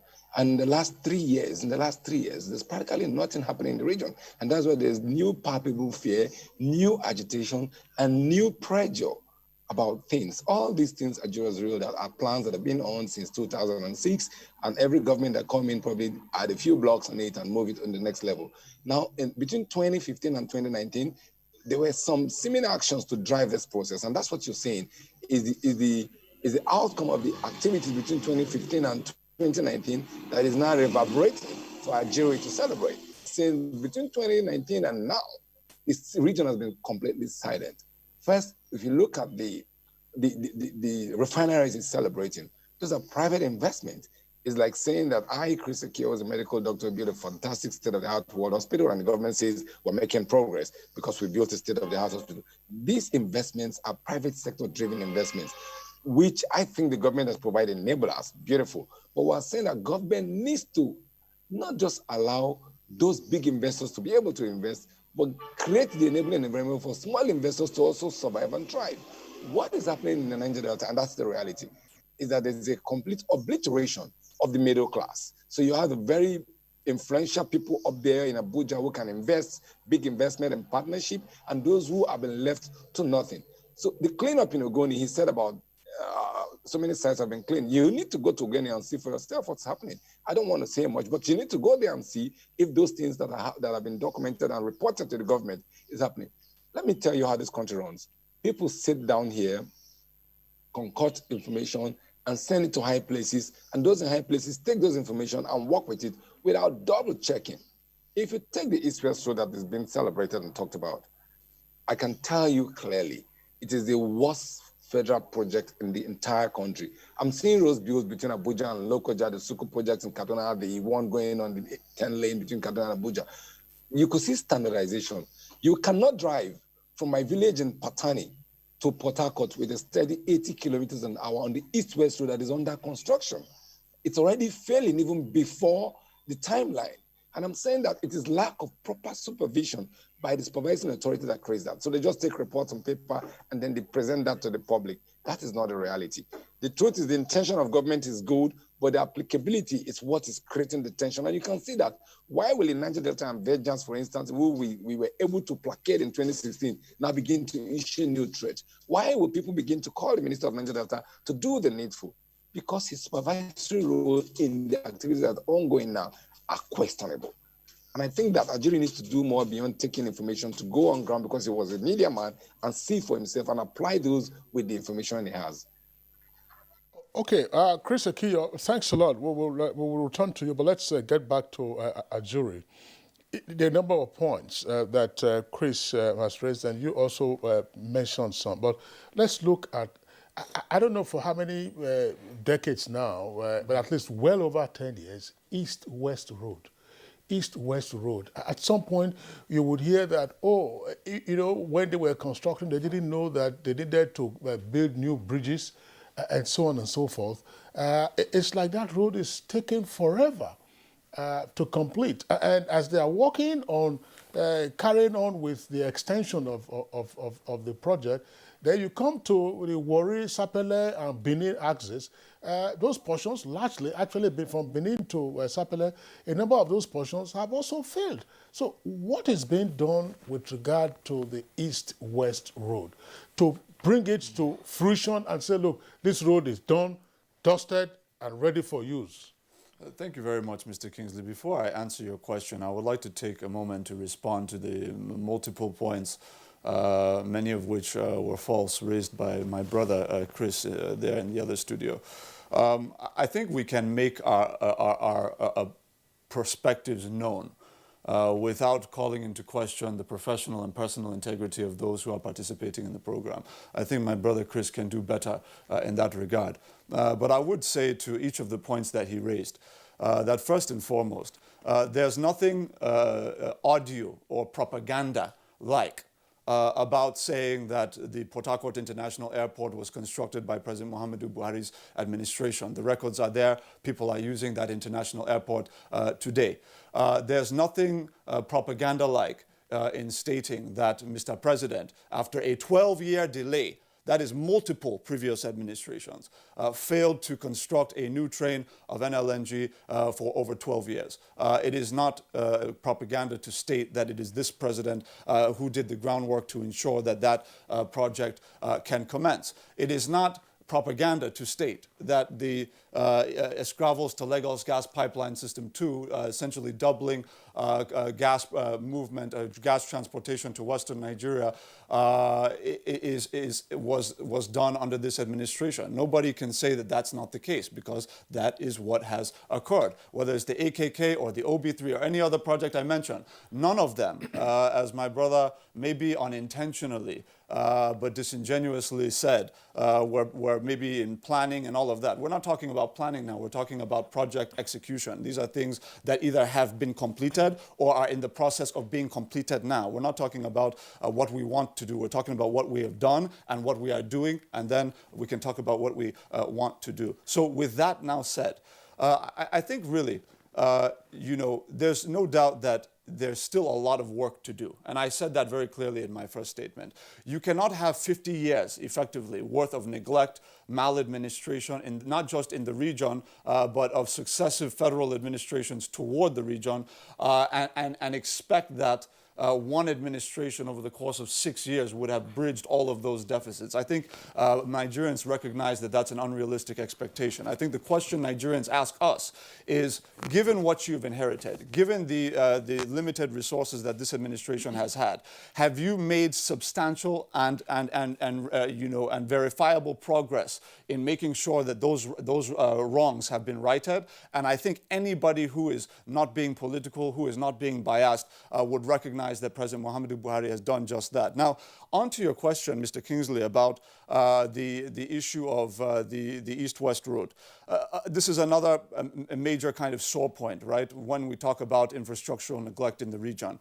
The President gave a very clear directive, and not just a directive, to the Minister of Niger Delta Affairs, Senator Godswill Akpabio, but also the accompanying resources to make sure that by 2023, all outstanding segments of the East-West Road are completed. Work is going on across multiple sections of that road as we speak.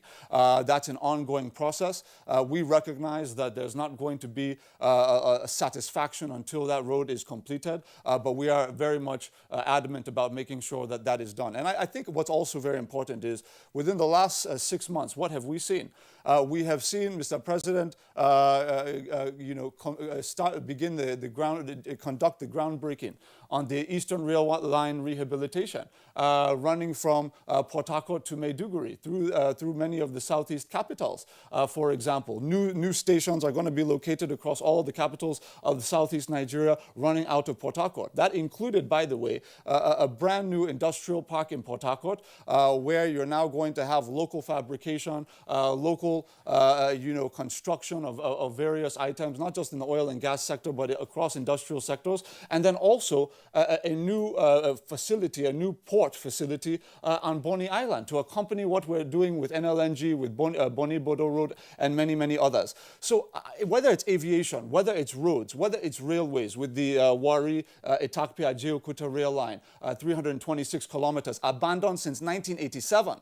It was Mr. President Muhammadu Buhari that put in place the investment that has now seen to the total completion of that project. Will my brother Chris also say that that's propaganda, when everybody can attest to that? So I think we need to be circumspect and understand that we have huge deficits that we're facing in the zone. But whether it's the new maritime university in Orenkoko that Mr. President put in place, or the new modular refineries that Mr. President put in place, and by the way, it is false what he said, that it's only the private sector. The truth of the matter is that the NCDMB, the Nigerian Content Development and Monitoring Board, is a co-owner of some of the modular refineries that are being constructed in the zone, aside from the fact that federal government has put in place all of the enabling environment regulations to ensure that there are new tax incentives and other incentives to ensure that the crude illicit oil refining facilities that used to be there have been destroyed by the Nigerian Navy to incentivize the establishment of formal modular refining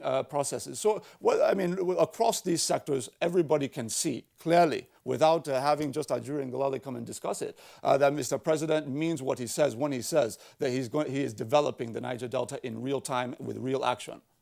Well, I was just wondering, Jumai, you know, some of the issues that you have raised, some persons will say, look, these are national assets, these are national projects intended to propel the national economy. Escravos pipeline and the rail line and so on and so forth.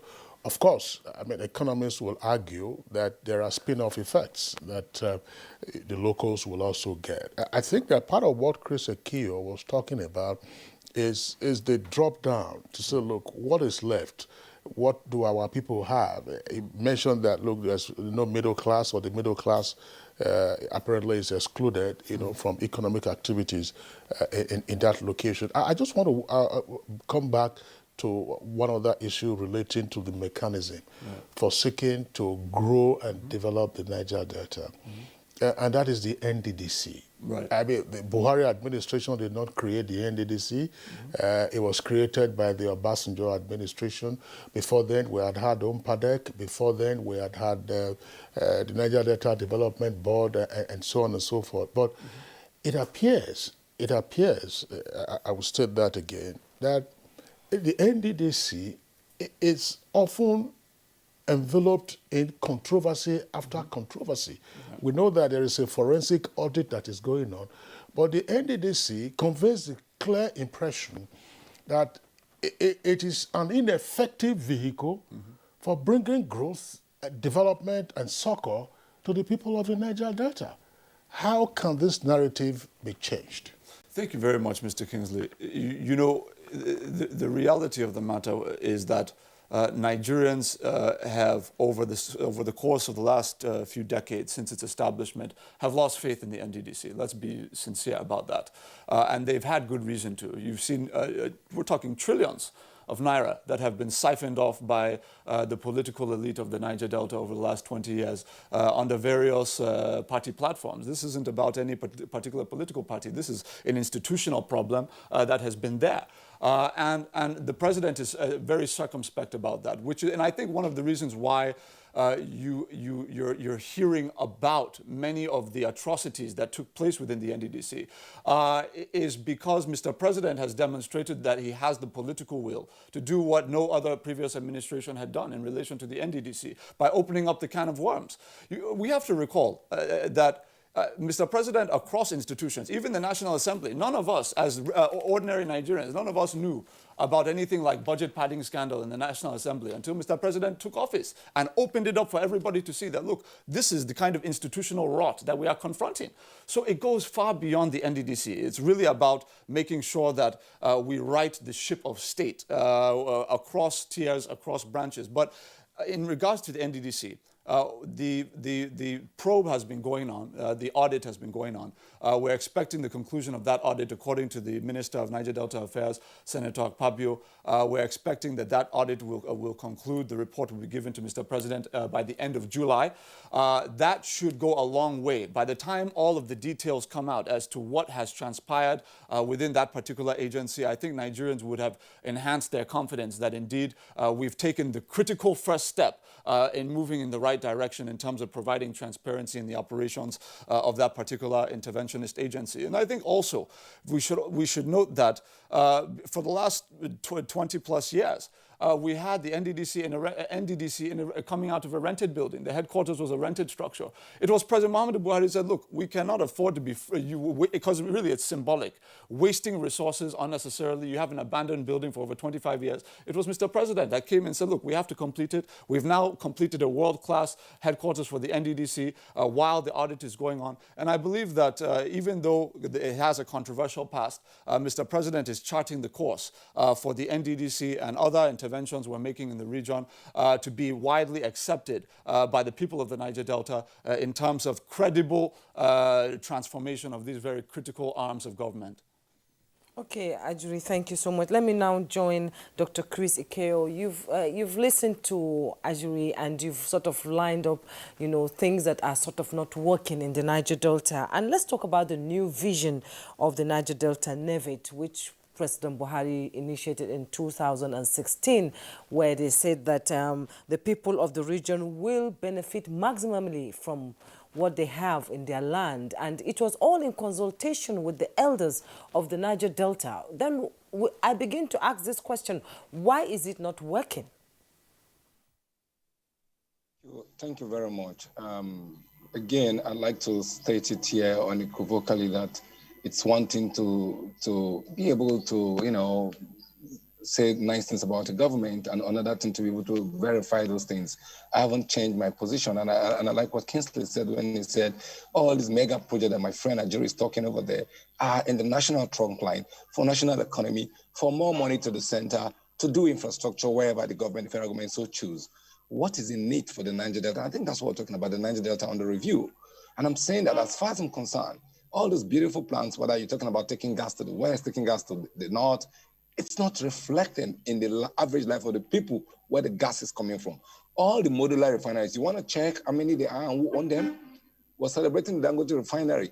What are the equity takings of the people of the Niger Delta? When we started this thing in 2009, there was an equity that was to be taken up by the Niger Delta people. It is not yet been given to these people because it was saying that they have no capacity. They need to be allowed to take up equity to build capacity. What Agric is talking about is a situation where you have people who are made, who are able to do things. We're talking about a situation where people are left out for over 50 years and they need to be given a lifeline to come out of it. Now, in terms of the infrastructure, the Niger Delta and the vision of Mr. President, I'm not contesting the fact that Mr. President has a wonderful vision for Nigerians. That's not what we're talking about. We're saying, is it happening in the Niger Delta?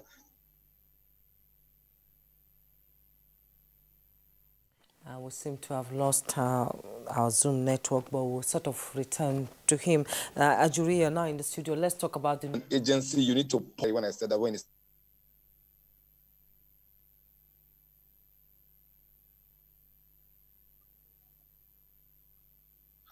So I said also that you do not. Are we there? Can you hear me? While I agree totally that the forensic audit must continue, I said also that you don't pause the functionality. Okay, Agric, let's talk about the new vision for the Niger Delta, initiated by President Muhammadu Buhari. It was all in consultation with the Niger Delta Elders Forum, PANDEV. And if there are so much complaints coming out that things are not working the way it should, who is to be blamed here? Yeah, thank you very much. When you talk about the new vision for the Niger Delta, you're really looking at a wide span of activities that have really been started under this administration. When you look at, we've talked a bit about modular refineries, we've talked about the Ogoni cleanup. I think it will not be correct to suggest that because many of the projects are federal projects as they are known, that means that they would not have a direct impact on the lives of the people of the Niger Delta. Most of the projects I've mentioned, in fact, if not all of the projects I've mentioned, all have local content built into the implementation or execution of those projects. So the jobs are going to the local companies across the Niger Delta, to the people of the Niger Delta. Even the raw materials being used in many of the construction projects are being sourced from the Niger Delta, multiplying economic impact in terms of the projects. So that's on the one side. On the other side, we cannot force, as a federal government of Nigeria, we cannot force the state governments in the Niger Delta to do what they don't want to do. Those are essentially autonomous subnational entities. So we cannot, tell them that they must provide jobs, that they must invest in infrastructure and all of that. What we can do is set the parameters, partner with them where we have serious committed administrations, and we see this across the board. If you look at what we've done in terms of with a partnership with the Akwa Ibom government, for example, in the establishment of the new Ibom seaport, for example, the new massive industrial park facility that the federal government has partnered with them in bringing to the people of Akwa Ibom state. You would know that all this, that has nothing to do with politics. That's a PDP state, APC-led federal government, but that has not stopped the administration of President Muhammadu Buhari from clearly identifying serious administrators in the South-South geopolitical zone and saying, look, those who are serious, we are going to partner with you, we're going going to give you every support that you need to positively impact on the lives of your people. And we've done that not by words, but with actions. And what I mentioned about Akwa Ibom is just one example out of many. So aside from doing that, aside from partnering and really bolstering state governments and local governments that are committed to that developmental process, we are on our own end from the federal government side ensuring that we are not just talking about these projects, because several governments have talked about these things. They haven't done anything. They just stole the money. What we are focused on is what we are doing, what we are delivering. And so I would just ask my friend Chris to let's when we say plans, let's not use the word plans. Let's talk about what we have done. And I just challenge him once again to mention anything I've mentioned here, to say what I've said that is not being constructed on the ground. Okay, well, we're not. If it's going to be, you said, he said, he didn't say, he didn't have. We'll lose time, and we're getting pressed for time now. Chris Akio, we understand that you are back. Let's maximize the time you have with us still via Zoom. You were explaining something before you went. You want to continue with that explanation, that's fine. But I also want to ask this question about the NDDC. You know, what needs to be done to really transform the NDDC into a viable catalyst, as it were, for the development of the Niger Delta? I mean, in recent months, the whole cry has been appointed NDDC board, appoint NDDC. It's like when you get appointed to the board, you are like almost like a governor. You know, what everybody's just concerned about everything else, and then you go to the region, and all you still see is evidence of poverty. All right, thank you. The first cry about appointing a board is an issue of the creation of the NDC as an act of parliament. And if we run a democracy, the constitution and those acts need to be respected. The NDDC cannot run without a board. So that should be established. What is happening now is an illegality, and it's running because nobody has contested it. Now, when there is a board, it provides for all the states to be represented. And then it provides for the states to have voice in the development plan for that agency in the region. So the essence of the board is not because people want to use that. The president can choose the best of the people to appoint. He doesn't have to listen to anybody to appoint anybody. So if he has team that he trusts across the state, he can put them on the board so they can have a voice and represent their people in the decisions and policies of the board. That's why people are saying the board needs to run. Now, it is also so because, let me tell you, and I want to say it unequivocally, that if you take away everything that the NDC has done in the Niger Delta in the last 21 years, you perhaps will not find a federal government presence in infrastructure in the Niger Delta, apart from gas and oil infrastructure. So as corrupt as it is linking the Niger Delta slowly, but certainly. And in the last 3 years for this audit, nothing has happened apart from the completion of the permanent office, which is okay, is a plus, but that's not the focus of the agency. It needs to build and expand, connect the region for the people. So that board is important so that there will be voices. I don't know where there's no corruption. Though. There's corruption in Abuja, there's corruption in the central bank, in NNPC, in the state government, but they are running. And as EFCC is investigating these bodies, they function. What would happen is that no board, no functionality, just an audit. And we're saying that the audit can run concurrently with a new board who would do his job different from what previous board has done. And I'm not commending previous boards or previous governments or even this government. In the next few years, you will see what they'll say about it. But every government that has come in place sets a few things to be done. And now this government is taking the bold step to finishing and completing, and we applaud the government. But for the Niger Delta people, we have been pushed back to 2007, and this is not acceptable. And there's no other story he's going to tell me. You're talking about the Ibom seaport and all of that. The state government investment and federal government is trying to do an uptake in it. It's just like the Dangote Refinery. The federal government is doing an uptake. The federal government is quick to join in celebrating any new win. But I'm saying it is not sitting down with the people to also achieve for them. You talk about the Akremkoko University. It wasn't Buhari's initiative. It was already there. Amechi tried to stop it. We fought it, and then President Buhari gave it go ahead and funded what was left of it. So we commend him for that, for completing those projects. Some other presidents may have thought it otherwise to do things differently. So I'm saying that whereas most of the projects of this administration are towards feeding the national trunk line for more income to the center to be shared across the states, the Niger Delta that has been peaceful since 2009, as agreed, has suffered more degradation, more neglect, more unemployment, less infrastructure. The only infrastructure you can celebrate is the East-West Road, and I'm telling you that it is substandard as it is. The minister needs to come up here and get the engineers to work and redesign and construct for us a road that reflects what the people demand. Apart from that, you want to talk about the local content offices. An office, people build offices every day for themselves. So most of the things, train that will go from Port Harcourt to Maiduguri, what will it take from Port Harcourt to Maiduguri? Probably to bring cars from Maiduguri to Port Harcourt. You don't have a train that will network you between Calabar to Benin yet.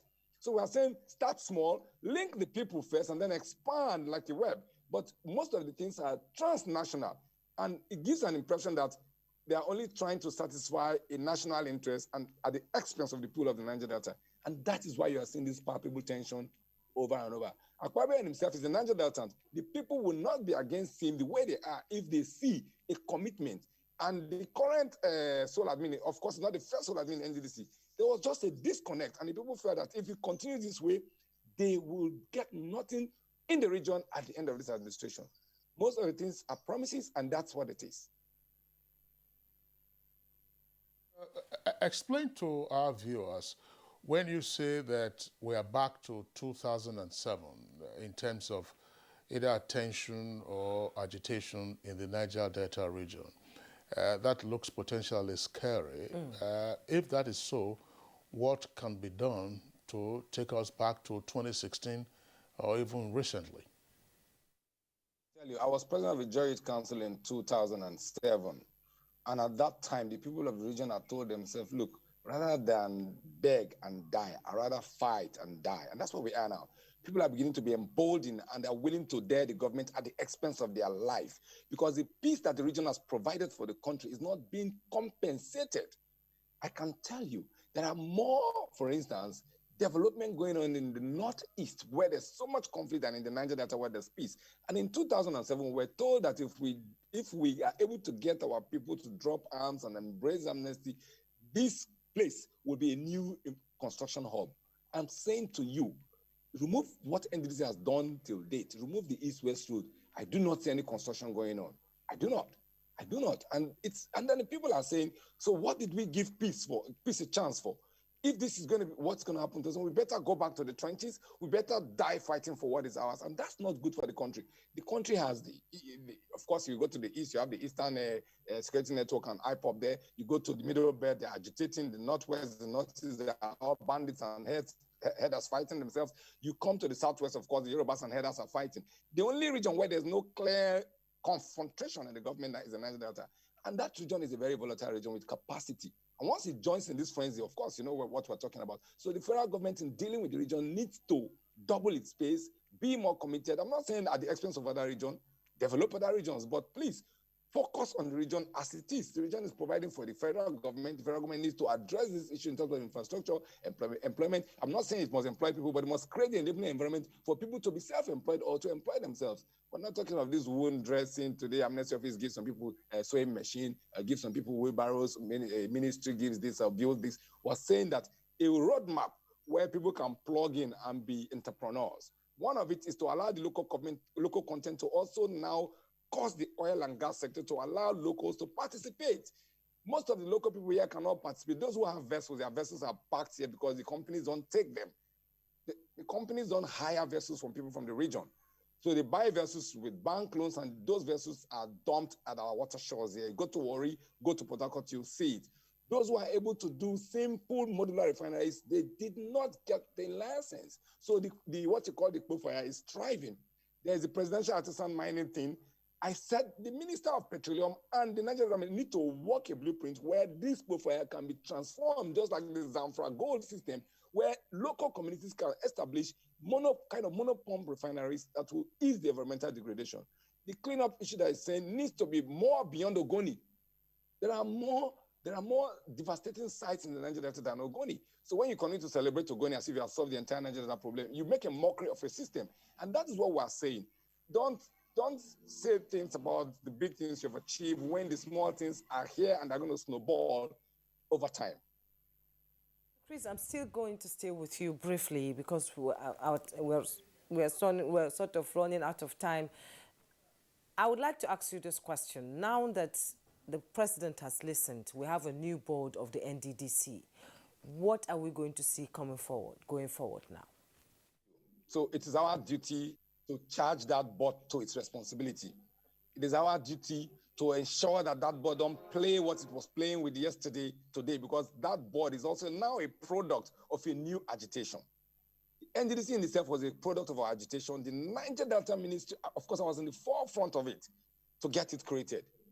And part of the problem of leadership that has created all this wahala is simple. When they get into those high offices, they shut down their ears and their mind and think that they know it's better than the people who had asked for these things, and they don't seek advice. And it's very peculiar with the Niger Delta. So going forward, we will get that board by force to listen to the people and draw a blueprint that is achievable with the desire of the people. It's one of the things we intend to do. We'll continue to ask the national question, what is it that is for the Niger Delta people, considering the fact that the majority of the resources being used to develop every other region is from here, and that is not a fallacy. That is a fact. Even the LLNG that Agric is talking about, apart from job creation for those who are welders and fitters, laborers, that's what we want to call them. Once the things start, you won't find Niger Delta people there anymore. They will kick everybody out. Those gas will be sent to Europe and everywhere, and the money coming from that will be shared by the entire 36 states of the Federation. What percentage of it in equity will be reserved for the development of the Niger Delta? Those are the questions we are asking.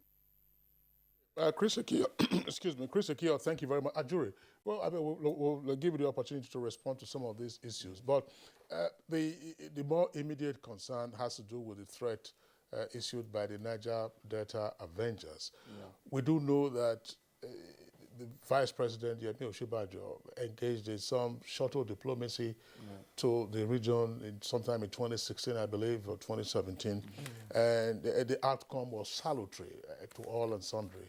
I wouldn't know what has changed to trigger this latest threat. And as Akia explained, elsewhere around the country, there are pockets of conflicts, and the Niger Delta appears quiescent. Now, if they were to also light a match in that part, it's going to be serious. Is the government thinking of much more rapid engagement with the agitators in the Niger Delta before they get even more angry? Thank you very much, Mr. Kingsley. With many of these things, there's a word in Scripture that says a soft word turns away wrath, right? We've seen that in evidence, not just by His Excellency, the Vice President, Professor Yemi Osinbajo, in his consultations across the Niger Delta a few years ago, which led to many of the projects that we're today discussing and initiatives of engagement that we're discussing today. But Mr. President himself, President Muhammadu Buhari, has been very active, very frontal in directly engaging with the leadership of the various socio-political, socio-cultural groups in the Niger Delta. Just a few days ago, he had a meeting in the State House with leaders of the Niger Delta and PANDEF, etc., to really get to the heart of these issues, where they were able to directly table the issues before Mr. President, and he was able to directly assure them of the immediate implementation of many of the issues that they had raised, at least the solution to those issues. So the fact that we do have a new board, the fact that we have been very responsive to the agitators, that's just step one in a larger process where we now carry out what we have in good faith begun to implement with respect to the various demands that they have made. But I think it's extremely crucial that when we're having these conversations, irrespective of political biases or whatever the case may be, that there should be a baseline set of facts that we agree on, that we don't pretend are not there, even when we know that they're there. So, for example, if we talk about the Port Harcourt-Maiduguri rail line, which my brother Chris, had kind of myopically described as a means by which we can carry cows to the south-south, I would say it's much more than that. that indeed it involves, for example, a brand new port on Bonny Island. It involves a brand new industrial park in Port Harcourt. These are major elements of how we're going to create wealth in the Niger Delta. And I need to also emphasize that it was President Muhammadu Buhari that put in place the no-tap scheme, the no-gap scheme. That's the National Oil and Gas Park scheme, where we're setting up oil and gas parks like the one in Emayal One community in Ogbia, Bayelsa State, where we're going to have indigenous companies producing and manufacturing and fabricating the items we're going to be using in high-value oil and gas products that before now were being done in Singapore and Hong Kong and China. They're going to be fabricated here in Nigeria at these oil and gas parks. That is a major initiative of President Muhammadu Buhari of ensuring that, and that's not a transnational initiative, that's a Niger Delta initiative for the people of the Niger Delta to create wealth and create jobs in the Niger Delta to maximize the economic impact of that sector on the lives of Niger Deltans. So yes, we have a ways to go, but nobody should question the facts when we say that President Muhammadu Buhari has done more than any other administration combined in terms of uplifting the economic life of the people of the Niger Delta and the region at large. On that note, Ajuri Ngelele, Senior Special Assistant to the President on Public Affairs, thank you so much for coming on the program. Truly a privilege to be with you. Thank you. And Chief Dr. Chris Ikeo, President Emeritus, Ijaw Youth Council, who joined us via Zoom. Thank you so much for your input, as always, on Good Morning Nigeria. It's been a pleasure having you. And that's Good Morning Nigeria for today. Join us tomorrow for another edition. I am Juma Yesov. Take care of yourself. I'm Kingsley Osadolo.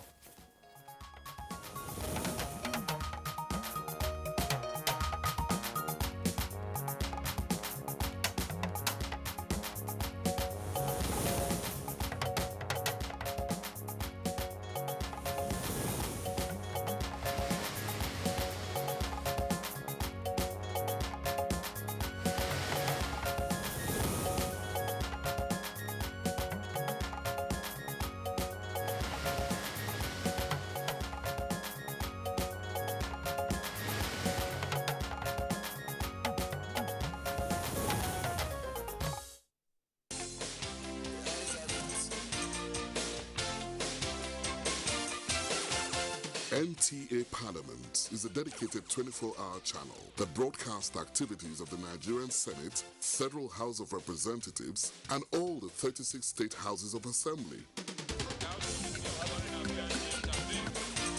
NTA Parliament, strengthening Nigeria's democracy.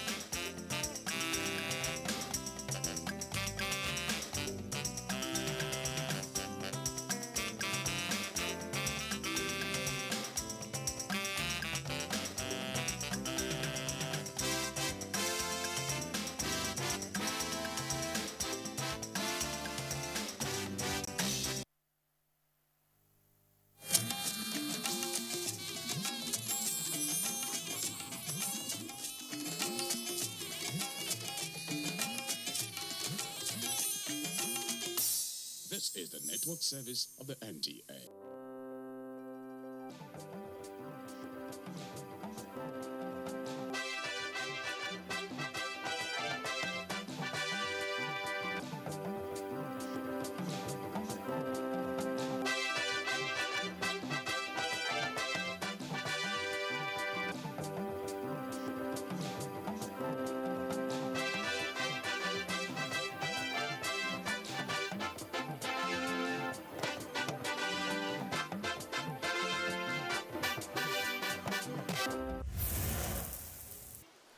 countdown to the Tokyo 2020 Olympics continues, a ministerial meeting was held in Abuja, where major decisions were taken. Also on Sports Reel today, Euro 2020 is still on, and of course, the boys have been separated from the men. Welcome to Sports Reel, reaching you from the Nigerian Television Authority. I am Tamara Ibiwe. Thanks for joining us. The Federal Ministry of Youth and Sports Development, sports stakeholders, and Nigerians at large want Team Nigeria to excel at the Tokyo Games. In the bid to achieve this, a ministerial meeting was held at the Moshood Abiola National Stadium, Abuja, Monday, which focused on the Tokyo 2020 Olympic and Paralympic Games. Issues discussed include number of qualified athletes, number of team officials per sport, venue for pre-games and camping, competition schedule, and COVID-19, among other things. This move is to further expose the athletes to adequate preparations ahead of their events, as well as to give them ample time to adjust to the Japanese time zone. It is also strategic to meet with COVID-19 regulations. For the Olympic Games, the first batch of athletes are scheduled to depart on the 6th of July 2021, while the second batch are expected to depart on the 13th of July 2021. The Paralympic teams will depart in one batch on the 8th of August 2021. Again, a more detailed departure time will be released subsequently. All the items that were expected to make sure that we meet the deadline required by the organizing committee in Tokyo, to make sure that our athletes are ready, our accommodation is ready, our pre-games camp in Kisarazu in Tokyo is ready. Everything that is expected, that's why it was a family meeting. We discussed to make sure that nothing is left out regarding our preparation. Yeah, as you can see, with the help of the minister, we've been able to bring gymnastics out from the dojo. As I speak to you right now, our athletes are doing very well in gymnastics. Apart from Uche, we have other athletes that is coming up in this country that is also doing very well. But Uche, as I speak to you, is on top of the training. And by the grace of God, we'll bring back home medals. It's all about deadlines, things that need to be done. Then, of course, because of the situation now with the pandemic, the COVID, the protocols, because the organizers are going to be very strict. So there are a lot of things that need to be done. We are hoping with the encouragement we got today and the training continue, Tokyo-bound podium experience. Very, very, very fantastic, because we discussed about strategic plan on how we can go out there and come back with medals. So I think one of the best meetings as far as the Olympics is concerned. The thought process is for continuous improvement towards the Olympics. Now we have a couple of matches that we're going to play in America with the top 5 teams in the world, playing against Argentina, playing against Australia, playing against the US. That's all preparatory to the Olympic Games.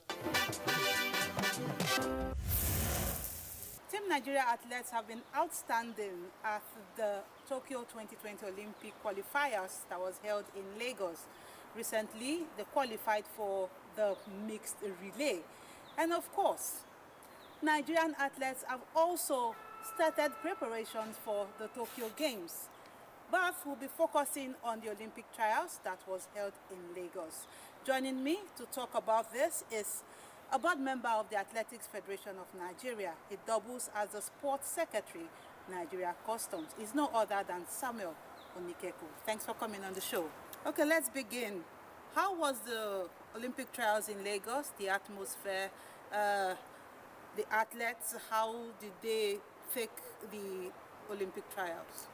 Well, the Olympic trials was great, held at a good venue, Yaba Tech, where lots of students came to cheer, though they were keeping COVID-19 protocols. People were on the face mask, but this is the first time that lots and lots of foreign-based athletes came to compete in Nigeria to try to get a slot to qualify for the Olympics. And lots of home base that were in shape were together in Lagos too with the foreign base, and everybody was competing. So it was a good 4 days competition, and the atmosphere was great and electrifying. Talking about the home-based players you mentioned, I saw Grace Nzubechi, the 100 meters women's champion at the Edo 2020 National Sports Festival. She was also outstanding.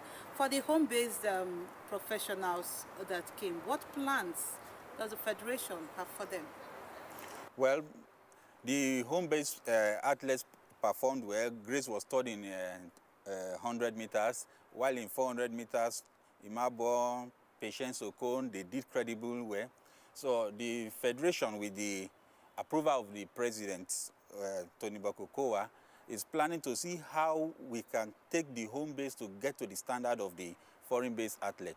You know, so many of our foreign-based athletes started as home-based, and when their performance got to a certain level, most of them were given scholarship to go to America to school, and this is what has enabled them to get to another level. So plan is on ground for such a thing to happen for outstanding home-based athletes, for them to be able to go to school to America, and by so doing, their performances too will increase. And for the pre-camping of the athletes, where are we looking at? Well, everything is in top gear. I believe before the end of this week, everything will come up. You know, the team will soon go to camp in Kasarani in Japan. Everything is in top shape. The athletes are happy too. There is no issue of where athletes will camp. Athletes, some of them will camp in Abuja, some in Europe, where they are still competing, but everything is in top gear and going on smoothly. So with the number of qualifications we've had only in athletics, how many medals are we looking at? I don't know the color of medals, but I know that medals will come, because it was very hard to qualify for some events in relay because of COVID-19 restrictions to travel. But we're happy that the 4x1 female team were able to cement their position.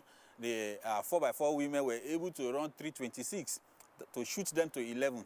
And I know that with 2 weeks to 3 weeks preparation before the Olympics, they will be in a medal contention. And then the 4x4 mixed relay team that just qualified too set a new national record of 3 minutes 14 seconds .09.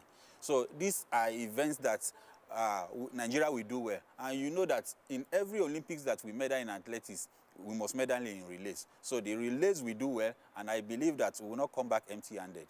Sports Secretary, Nigeria Customs, plans for the volleyball team? Well, as you can, the volleyball team is in camp. You know, both the male and female team went to Tunisia for the African Club Championships, where the female team were able to get to semi-finals, which is a very remarkable feat, and which has made everybody to be happy with the performance of our female team, because for a long time, no team in Nigeria has gotten to that level, apart from the team that got there when Nigeria hosted about 20 years ago. So our team are preparing. You know, the male team is 3 times defending champion. We won the league in 2018, 2019, and 2020. And we'll still try and do everything possible to defend the integrity of the service on that court when we go to the first phase in Ilorin by next week. And then the female team, we've had injury issues, but most of those people are back in our team, and that's why we're able to get to the semi-finals at the club championship. So I can tell you that we'll perform credibly well. We'll try and make sure that we come up tops and gather enough points in the first phase of the league to make sure that the final phase of the league will be easy for us. All right, I've been speaking with a board member of the Athletics Federation of Nigeria, Samuel Onikeku. Like I said earlier, he doubles as the sports secretary of Nigeria Customs. Of course, as a board member, he has assured us that he doesn't know the color of the medal, but there will be medals from athletics. Mr. Samuel, thanks for coming on the show. Thank you for having me. I will keep this recording and call you back after the Olympic Games. I believe we will not disappoint Nigerians. Of course, our eyes will always be in Tokyo to monitor events. Sportsfield will return shortly to studio. Staying with the Olympics, Tokyo 2020 bound canoeing athlete Esther Tamara Miebi hopes to make podium finish at the Tokyo Games. What will make her excel? Of course, she's gotten support for a 1-month scholarship training, as well as her coach, Regina, that got a 1-year scholarship. Secretary of the Rowing, Sailing and Canoeing Federation, Olubunmi Oluode, said the scholarship was gotten through the International Olympic Committee, Nigeria Olympic Committee, and the World Rowing Federation. Though the International Olympic Day, annually celebrated on June 23, has come and gone, the Nigeria Olympians Association, NOA, are not done with their celebrations as they created awareness on sports and education. Olalekan Kilajolu has more. The International Olympic Day is one of the most significant celebrations of the Olympic movement. Every year, hundreds of thousands of both young and old converge around the world to promote mass participation in sports. In Nigeria, the day afforded Nigerian Olympians Association to celebrate 69 years of participating in the Olympics, a feat which dates back to 1952 Helsinki Games. To commemorate the day, the Olympians earlier visited schools in the FCT, serving as role models to students who they encouraged to be diligent in their studies while committing their youthful energy to preferred sporting activities as aspiring professionals. We are the Olympians. We are here to encourage the students. Sport is very good, and if they can do that, that will really help the student. That is why we are here today. To see us and hear our different experiences will get them thinking about, trying to aspire to be one of us. We're just here actually to talk to the students about how important education and sport is. And as Olympians, we had to make sure we achieve one of the tenets of being Olympians in the first place, which is community service.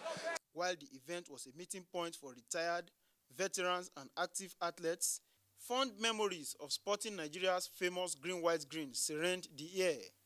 24 Nigerians who have represented the country in previous Olympics were given awards by the Nigerian Olympians Association.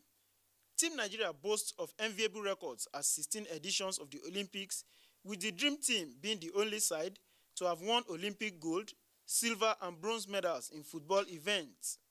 These silverware are contained in 25 medals won so far, including 3 gold, 10 silver and 12 bronze medals. As an athlete in the Olympic Games, I'll be able to see and experience the joy of victory and the agony of defeat. And at the end of it all, either you win or you lose, you are all champions. As an Olympian, it is the pinnacle of success. It is the dream of all athletes. And for me, realizing a dream come true like that is something special that I haven't forgotten to this day. We are the first African team to win 1 game at the Olympics in basketball, and that's a record that still stands. I want to emphasize that this kind of program is supposed to be a program supported by government, because all the persons that are here today are people that have used best part of their lives to represent this great country and to achieve, to put the Nigerian name on the global map. We like a situation where this can be looking into critically, and to all the lawmakers, where sports can be put into policy. Do not see sport as a recreation just like that. Sports change life. Sport is the only thing that brings unity to anywhere in the world. With the theme for this year, Labor of Our Heroes Past, there is a renewed belief in a line of Nigeria's national anthem: the labor of our heroes past shall never be in vain. In Abuja, Olalekan Kilajolu, NTA Sports. National age grade competitions in hockey has been docile for over 10 years, especially the under-21 category. So, Friends of Hockey in Port Harcourt, Rivers State, put together the Mabisel National Under-21 Hockey Tournament. 6 states participated in the week-long event. I was there, and this is what I brought back. Nigeria is one of the countries on the continent known for playing field hockey. Despite organizing an annual Super League, Nigeria has participated regularly at the Continental Club Championship, called Africa Cup for Club Champions, and has also competed as a nation at the Hockey Africa Cup of Nations over the years. With some of these players already aging, there is need for replacement. So, some Friends of Hockey in Rivers State came together to organize the Mabisel Under-21 National Hockey Tournament in Port Harcourt, Rivers State. 6 states, namely Bauchi, Bayelsa, Edo, Kaduna, and Lagos competed in the men's and women's categories in a round-robin format. The women's final between hosts Team Rivers and Kaduna saw Rivers emerge champions, outplaying Kaduna 2-1.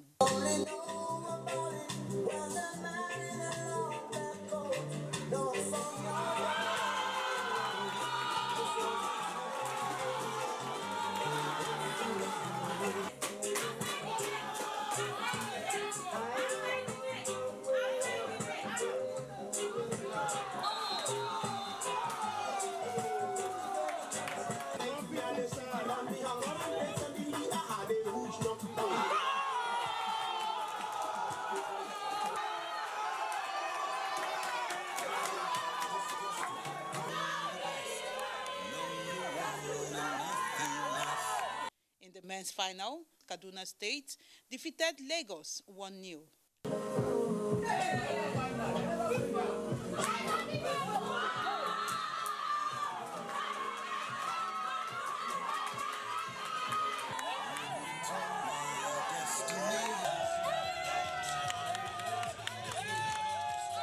I think we did nothing much.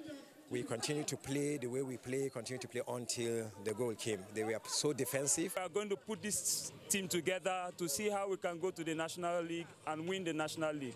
We need to encourage the youths. They are our leaders of tomorrow. This is the second time, and we'll continue to do it. No, this is under 21, but unfortunately we have some players here that are over 30 years. So that was why we gave that award to the youngest player from the female and the male category. And also we all give them scholarship.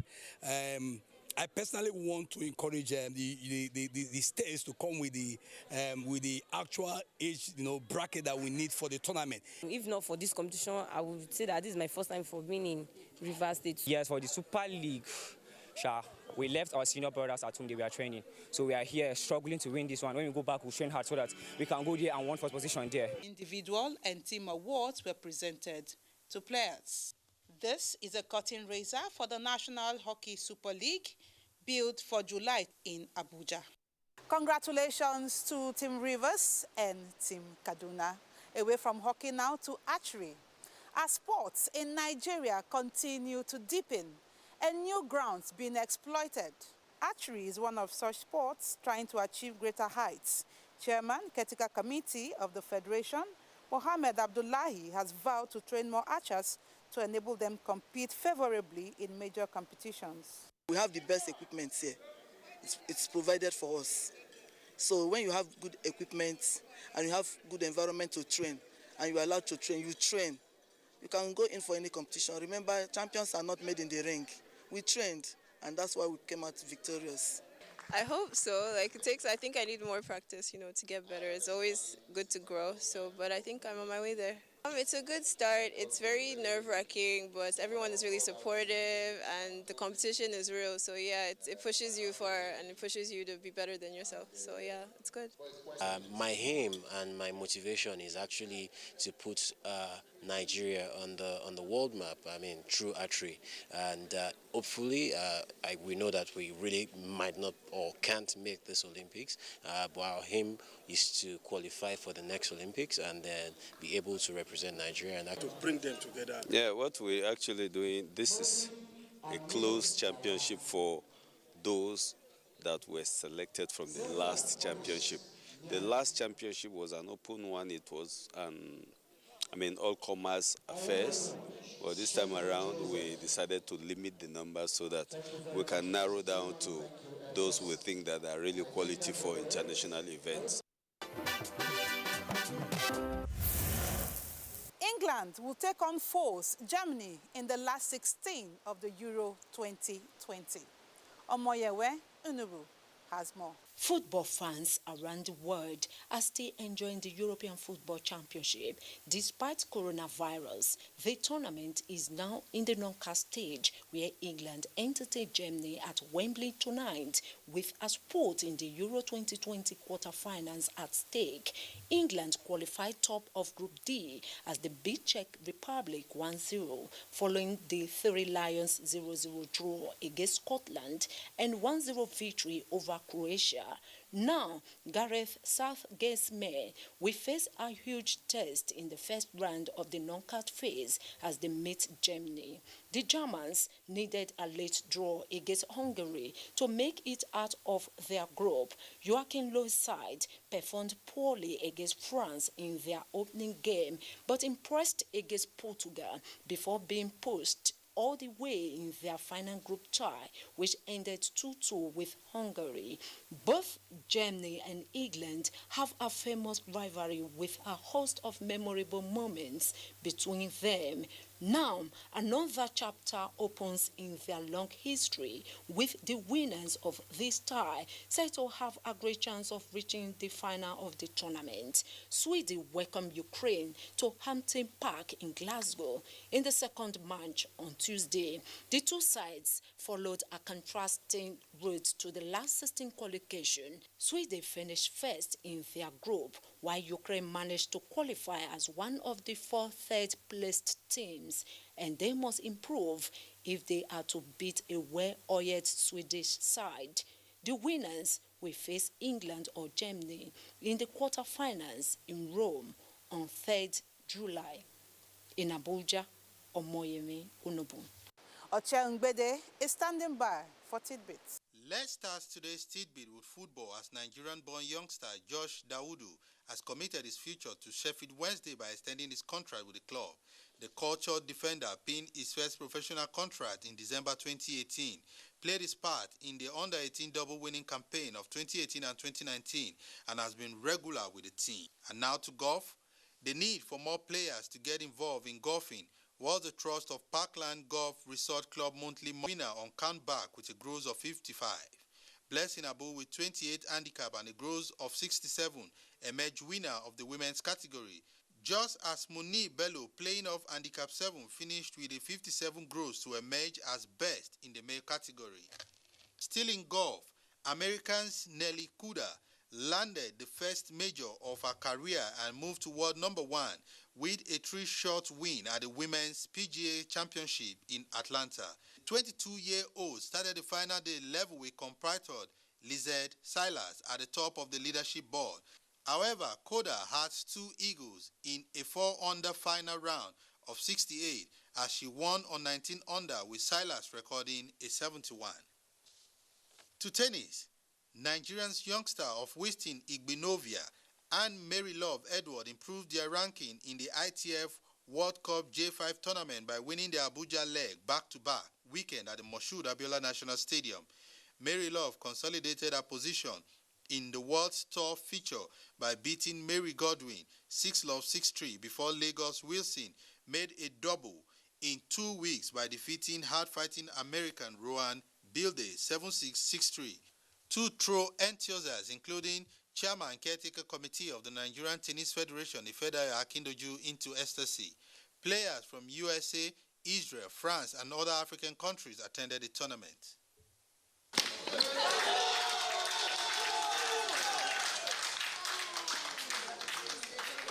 I just need to charge myself up more, and like I said, I build up my game and use the angles against him, and his balls were kind of weak, and I took the opportunity to take the shot because he has a good angle, so I have to be consistent also, and he must not be balanced, because if he's balanced then I'll run around the court. That's why I'm making him unbalanced too. I'm really happy with my performance from the first week now to the last day of the tournament. Really happy. I mean, had some ups and downs doing some matches, and thank God I came over it and glad to have won the title.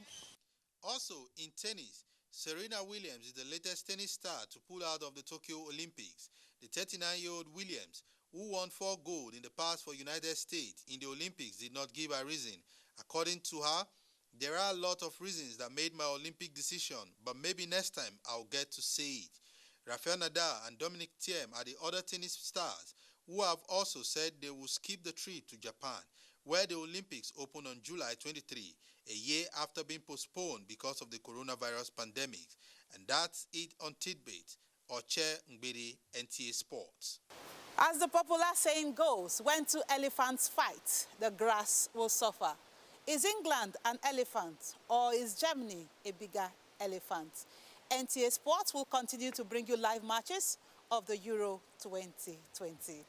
This is where I say goodbye on Sports Field. We'll come your way again next week for another interesting edition. On behalf of the production crew, bye for now.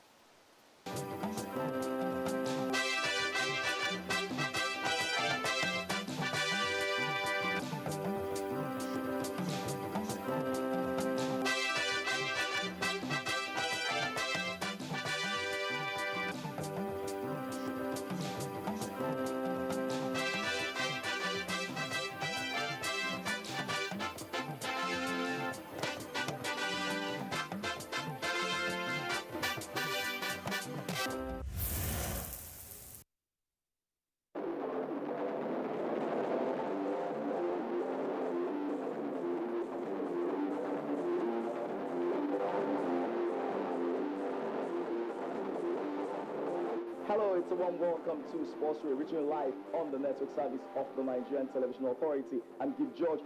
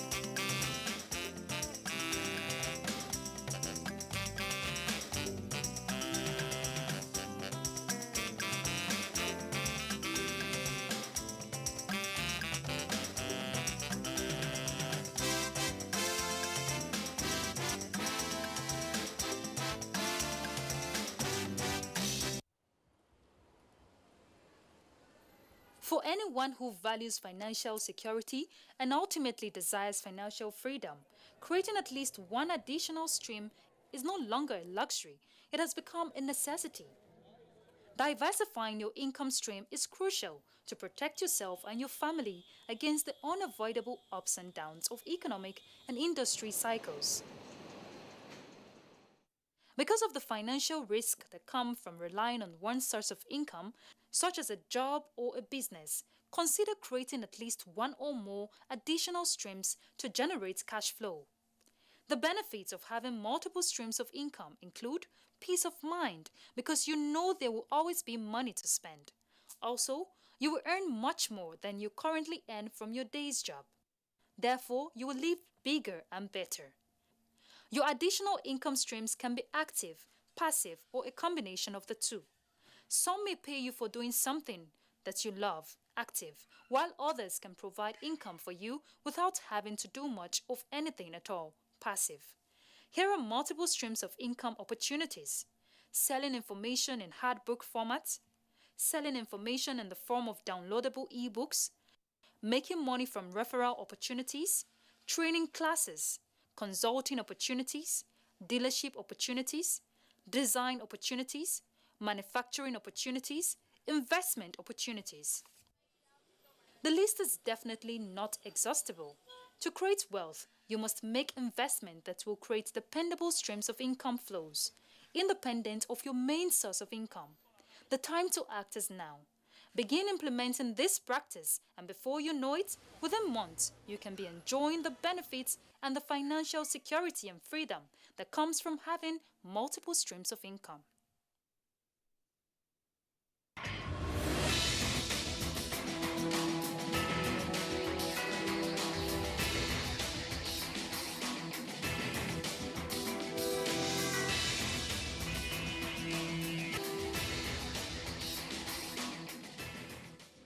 Imagine a station where you access information. Think of a station that creates awareness for national development. Imagine a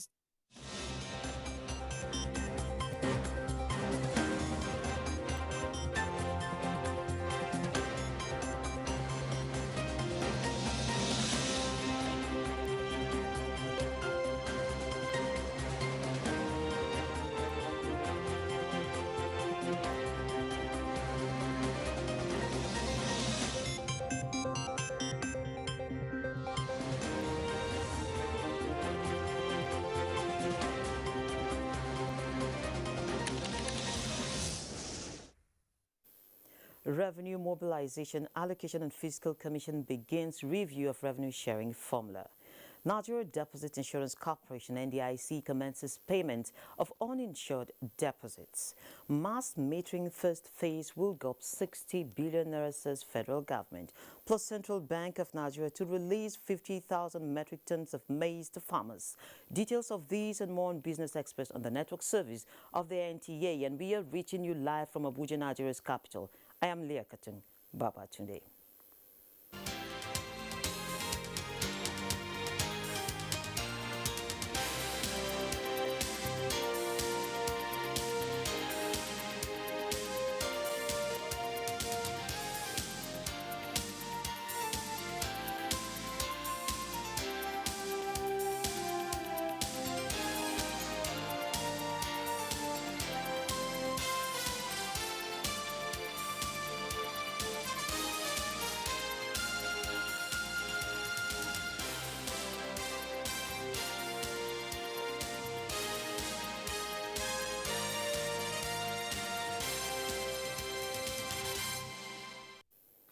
We'll begin by informing you that the Revenue Mobilization, Allocation and Fiscal Commission says that the Commission has completed plans to begin the review of revenue allocation formula. The chairman of the Commission, Elias Mbam, who stated these in a statement signed by the Commission's Public Relations Officer, Nwachukwu Christian, noted that the review of remuneration for political and judicial office holders will equally commence as soon as the federal government releases funds for it. The review is targeted at equitable distribution of the accrued revenue into the Federation account to the 3 tiers of government, and this will be concluded before the end of 2021. The Commission also added that while the legislature may have to approve the outcome of the review, whatsoever the Commission fixes will be final and cannot be surpassed. The Senate Committee on Appropriations has commenced scrutiny of the 2021 supplementary budget of 895.8 billion naira. At the first meeting of the committee involving concerned subcommittees on health and security, Chairman of the Committee on Appropriations, Jibrin Barrow, explained that inasmuch as the committee is committed to giving it accelerated consideration, it will not flout due process. Because these are issues to deal with the health sector, particularly the COVID-19 vaccine, which is an urgent and emergency request. And then, of course, the military. We are going to do that urgently, but will not compromise any of the essentials in the process. We'll make sure that we comply with the minimum standard. Yes, there's that urgency, but again, the standard is very important. We will comply with the necessary standards so that we do not breach any of the rules in dealing with this kind of situation. The committee is working to ensure it presents its report at plenary this week. The dwindling budgetary allocations to the Nigerian Navy in the face of increasing security challenge in the maritime sector is set to be addressed. Lami Ali reports that the House of Representatives Committee on Navy stated this at a public hearing on the draft legislation in response to stakeholders' concerns, who said security should be above all considerations. That this bill is strictly about the Navy, its personnel and facilities.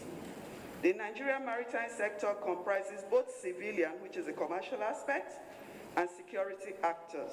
The source of funding for this trust fund, especially subsection 4.1a, is clearly in conflict with the Constitution of the Federal Republic of Nigeria. The Nigerian Navy had presented a budget proposal of about 200 billion in 2015, but about 8 billion was appropriated and 6 billion was released. If you will create 10 support funds for security agencies and hold them responsible and accountable as a National Assembly to discharge their functions of representing and protecting the people of this country, the problem of insecurity will be reduced to the barest minimum. The federal government, through the Central Bank of Nigeria, says it is providing 60 billion naira for 1 million electricity meters that are meant for free distribution to unmetered power users across the country. The 60 billion naira is for the first phase of its national mass metering program with a target of 1 million meter installations. So far, more than 500,000 meters have been delivered to the distribution companies and more than 280,000 installed. The program is expected to generate an additional 7 billion naira increase in tax revenues per annum and $10 million in annual import substitution. It would be recalled that there had been a nationwide rollout of electricity meters to all on-grid consumers, which was inaugurated in August 2020. And still with the Apex Bank, it has approved the release of 50,000 metric tons of maize to 12 major producers from strategic maize reserves under the Anchor Borrowers Program. The CBN release of maize to the companies, which is the third of such releases, will reduce the price of grains in the market by checking the activities of middlemen who are hoarding the product and causing artificial scarcity. A statement issued by the Apex Bank notes that this is in its bid to moderate and control the prices of maize in the Nigerian market. The acting director of communication of the CBN, Osita Nwanisobi, who confirmed the development, reaffirmed that the move would crush the price of maize, reduce pressure on the market, and make the product directly available to feed producers, thereby reducing the price of poultry feed in the country. To discuss further on policymakers' move to control the price of maize in the Nigerian market is the National Secretary, Maize Association of Nigeria, Joseph Sunday Bamidele. You're welcome to Business Express. Thank you for having me. Great. So perhaps we start with this question. Are we experiencing a scarcity of maize? Yes, particularly this period of the year. For all commodities, for all farm produce, this is the planting period. Most farmers have harvested, they've exhausted their produce, and they are now back to the farm. So we expect this scarcity just for this short period.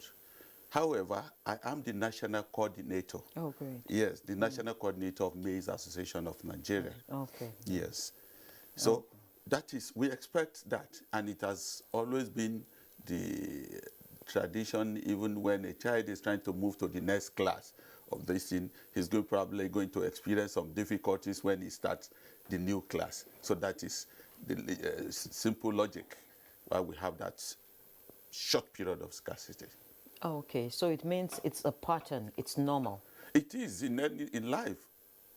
When a small child is about to walk, he falls, he rises, he falls until he stabilizes. So that is it. Okay, the CBN has just released a 50,000 metric tons of maize, says it's going to release. How far-reaching is this? Oh, that is it. I want to tell you that the last production, if you could remember, we had maize pyramid first in this country. Those are the product of our farmers. These grains are right there. And the National Strategic Food Reserve, which I happen to work with, they have that grain, they have it. And I can tell you that the grains in the Strategic Grains Reserve are high quality, and they have enough to stabilize the price, reduce the pressure on the market, and reduce the pressure of middlemen. Because in economics, let's be frank, you cannot totally eliminate. Yeah, I was going to ask you if we're going to succeed in eliminating them. No, we have to, the economy will tell you, you can only reduce their activities. So how do we manage them now? Now, once these things are there, once, like what the CBN is doing right now, they know the statistics of the farmers. In fact, the Maize Association of Nigeria, we do what is called contiguous farming now, where the middlemen cannot go into cannot corner the small farmers, corner them and buy the produce off. But the farmers are now in what we call community farming, in a contiguous place. So the CBN comes in, the off-taker comes there with your eyes wide open, no side selling.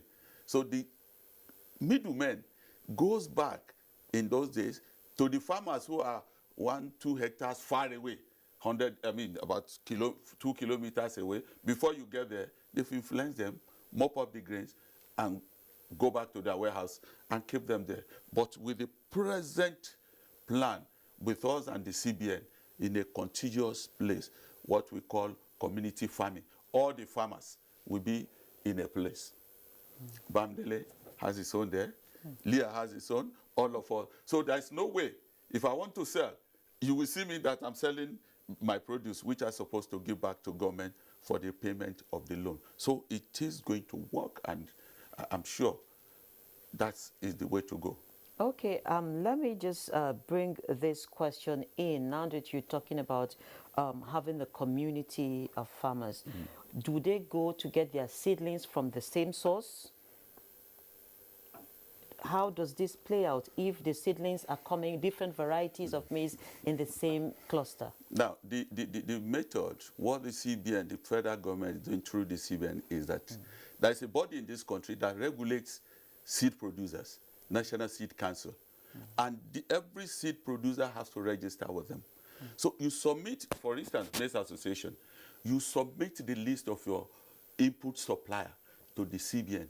And the CBN and the Maize Association send this list to Seed Council. Please, Council, is this man registered? Is he reputable? Are these seed? These are the places we want to plant.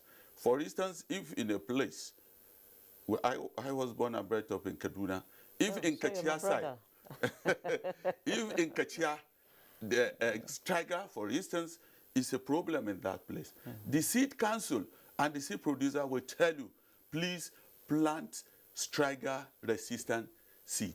And in Maize Association, we have the technical committee headed by a doctor from IITA. So before we go into the field, I'm restricting myself to Maize Association now. We submit the location. And then we now say, look, from our research, this variety it won't do well in this area. This variety will do well in this area. We have what we call some 32, some all their names, you know, these technical names. So the issue of inferior or bad seed do not come in this aspect, because the CBN will sanction such an association. Okay, so still looking at the seedling and the environment for farming, how are you harnessing farmers in all these jurisdictions, coming from the fact that we have some places where the farmers aren't registered with any association? Yeah. You see, the good thing is that the last program we had in Katsina, where we had these pyramids, really opened the eye of farmer. The problem we have with some farmers, they thought it is business as usual. These are loans. These are loans you have to pay back. But the CBN do not give cash. They give input, and you pay back with produce. They are not interested. If it is money, they have the money. So these farmers now are rushing in. Even big men, they go to CBN, the CBN will say, look, God bless the governor and the director of the finance. Say, look, we can't give you money. Go to the association. So we are having pressure from them. But before we bring you in, you registered in your state. Yes, I was born, I grew up in Kaduna. Did you register in Kaduna, or you had to go back to your state? Of course, it's Abuja. Since here I am, I have my own farm. The issue is that you have to register with your chairman in your state, from the local government to the state. Those are the people that knows you. So as the input is coming, you write undertaking. So the CBN will not go and catch the man in the local government. He will ask the chairman, where is the produce? The chairman will hold the local government chairman. So those are the ways and the pattern we use to register these farmers. Okay, the dry season farming, how is it playing out? No, that is very, very good. That is what has been missing long time ago. That will bridge the gap of this scarcity or not being enough. The CBN, they are working towards it. You know, it's going to be on large scale, and they have to dot their I's and cross the T's. So we need some infrastructures. We need to know, to learn how to do this thing well, so that we don't just throw the money into the water. So, but I am sure in the next dispensation, by next year, the issue of scarcity of maize will have been reduced to the BRS minimum, because we'll be going into dry season farming, which is a wonderful step in the right direction. Okay, now still on this scarcity, some people believe that we should still import maize to bridge the gap. Would you agree that we should still leave our borders open for maize? When I was in Federal Minister of Agric, I retired recently, yes, in the same strategy for reserve. People there are wonderful. US, in 2028 or 9, they gave President Obasanjo. They brought grains here. They said they want to give us free. The president said, no, we don't want. Why? When we do that, their farmer will be enjoying, our own farmer will be suffering. So why don't we do what we're supposed to do and make our farmers enjoy? I want to tell you categorically that the farmers are happier in this government. If you splash your car, your beautiful car, to a farmer because you are ready, the next harvest, the man will buy the best car and yours. So our farmers, I retired as a directorate staff, and I'm into farming. In fact, I almost regret wasting much time in Ministry of Agri. It means I need to tag along with you. Please, my sister, thank God we are from the same state by batch. So it is wonderful. The people, we don't want it. And thank God the governor of CBN, he said he will do everything within his power. May God bless him. The farmer, that's the governor who loved the small-scale farmer. I study in US, then we will say that, God forbid. The government, on the other hand, crashing the prices of food that have gone so high, like maize. Yeah, it's okay. It's okay. Look, you see, when we have, for everything, our simple demand and supply. I can tell you, I was in the market yesterday just to do a little survey. For goodness sake, somebody said the price of gari has increased. Do we bring in cassava? In fact, yeah. So we don't. So people capitalize on little. If one side increases, let me increase my own. So the Federal Ministry of Agri, they've been wonderful to us, Maize Association of Nigeria and CBN. If there's anything Federal Ministry of Agri we give to farmers, they consult us. They do that. And even the director, Dr. Aruna, Director of Strategy for Reserve, asks us, come to us, they ask us some basic questions to know how to plan for their purchases and reserves. So it's wonderful. They're working hand in hand.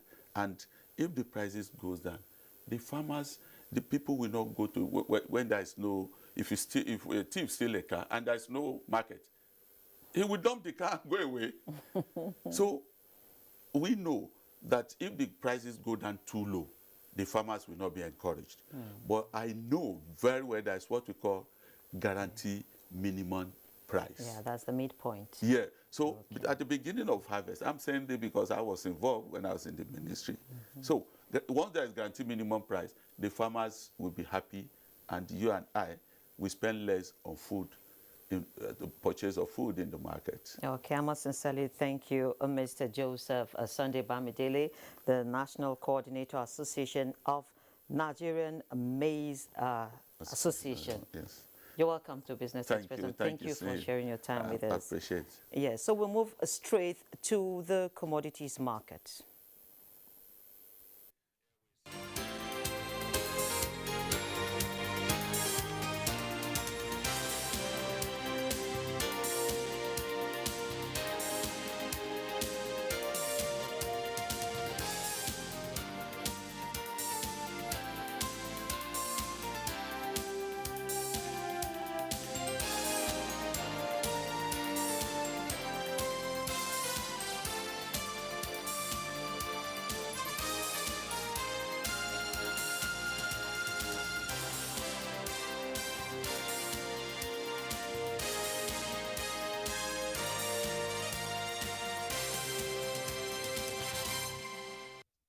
Emmanuel Obute is a photographer and shares his experience with Olayinka Ojo on surviving COVID-19.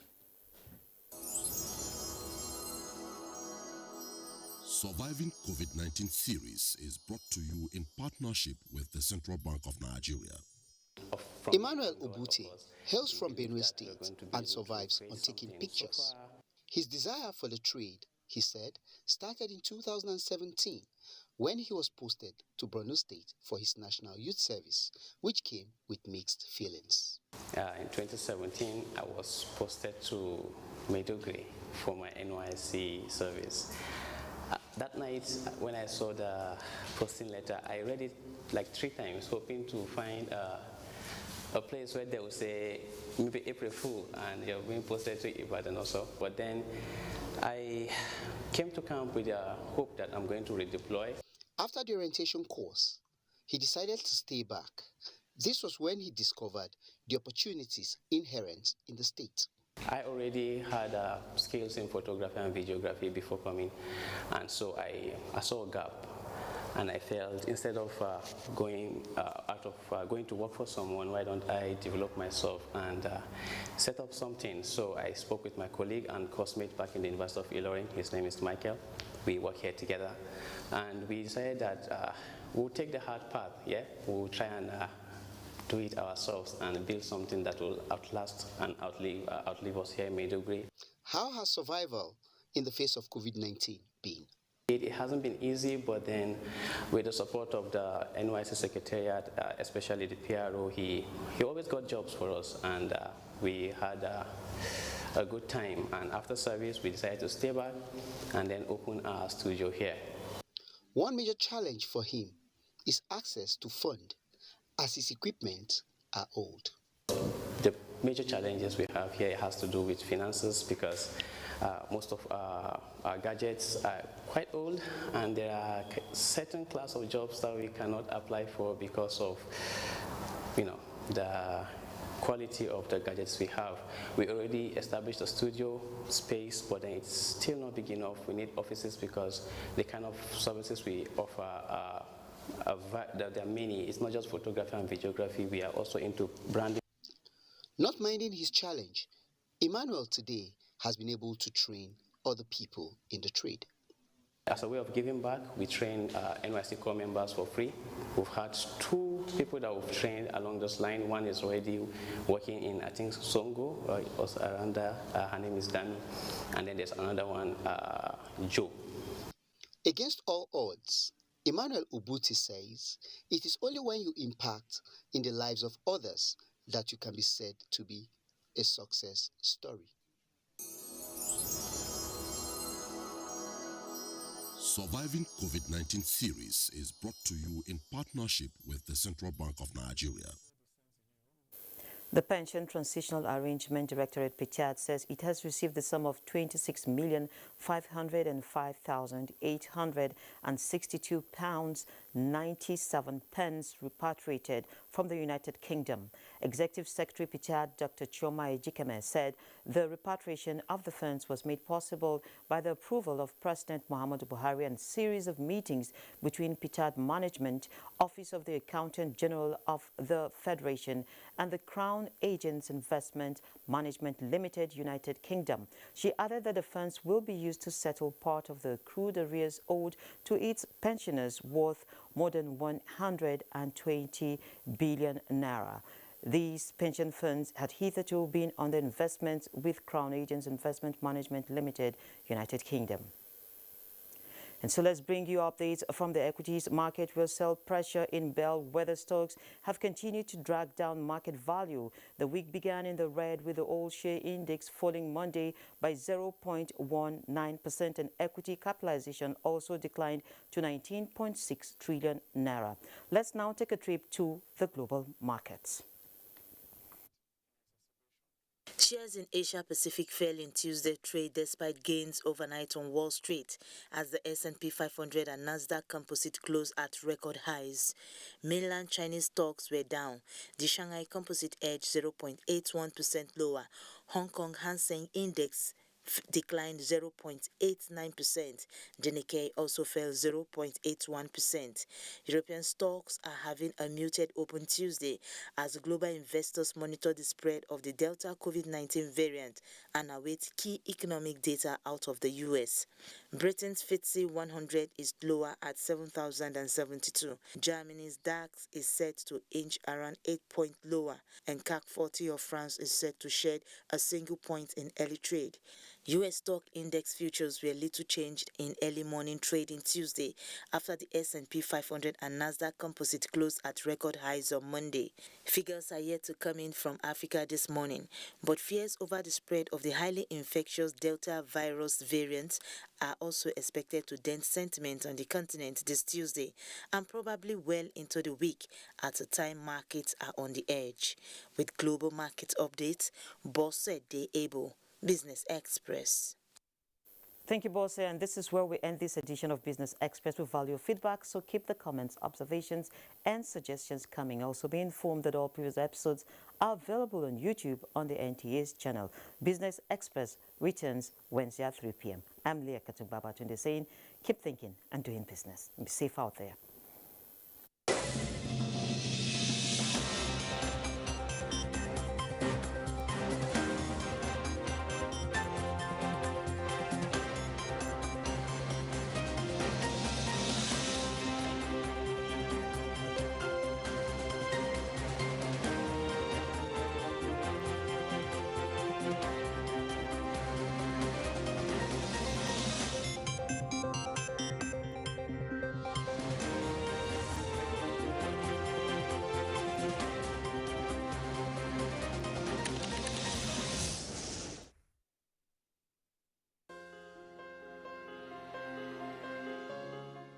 The vaccine offers hope for a safe country free of coronavirus.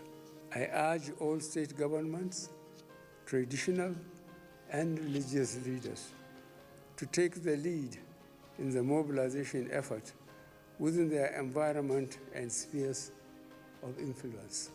I similarly urge all eligible Nigerians to present themselves and be vaccinated in accordance with the order of priority already mapped out at the various authorized designated centers only.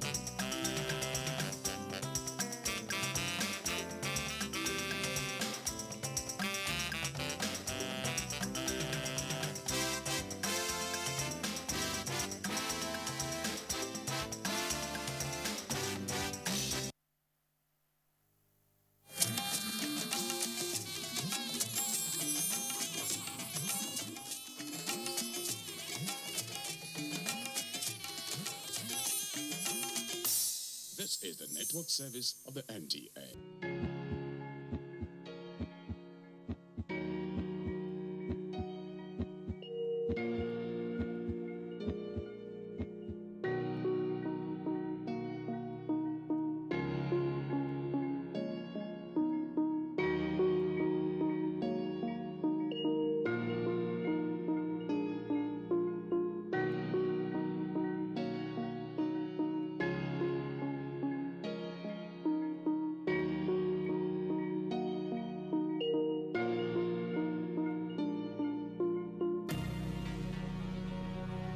Hello, everyone, and welcome to Your Health in Your Hands, another episode.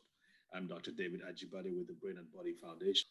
We're not going to waste any time today because there's a lot to cover, and that has to do with Black people. Remember, the topic is why Black people die first. This is not to scare you. This is not to depress you.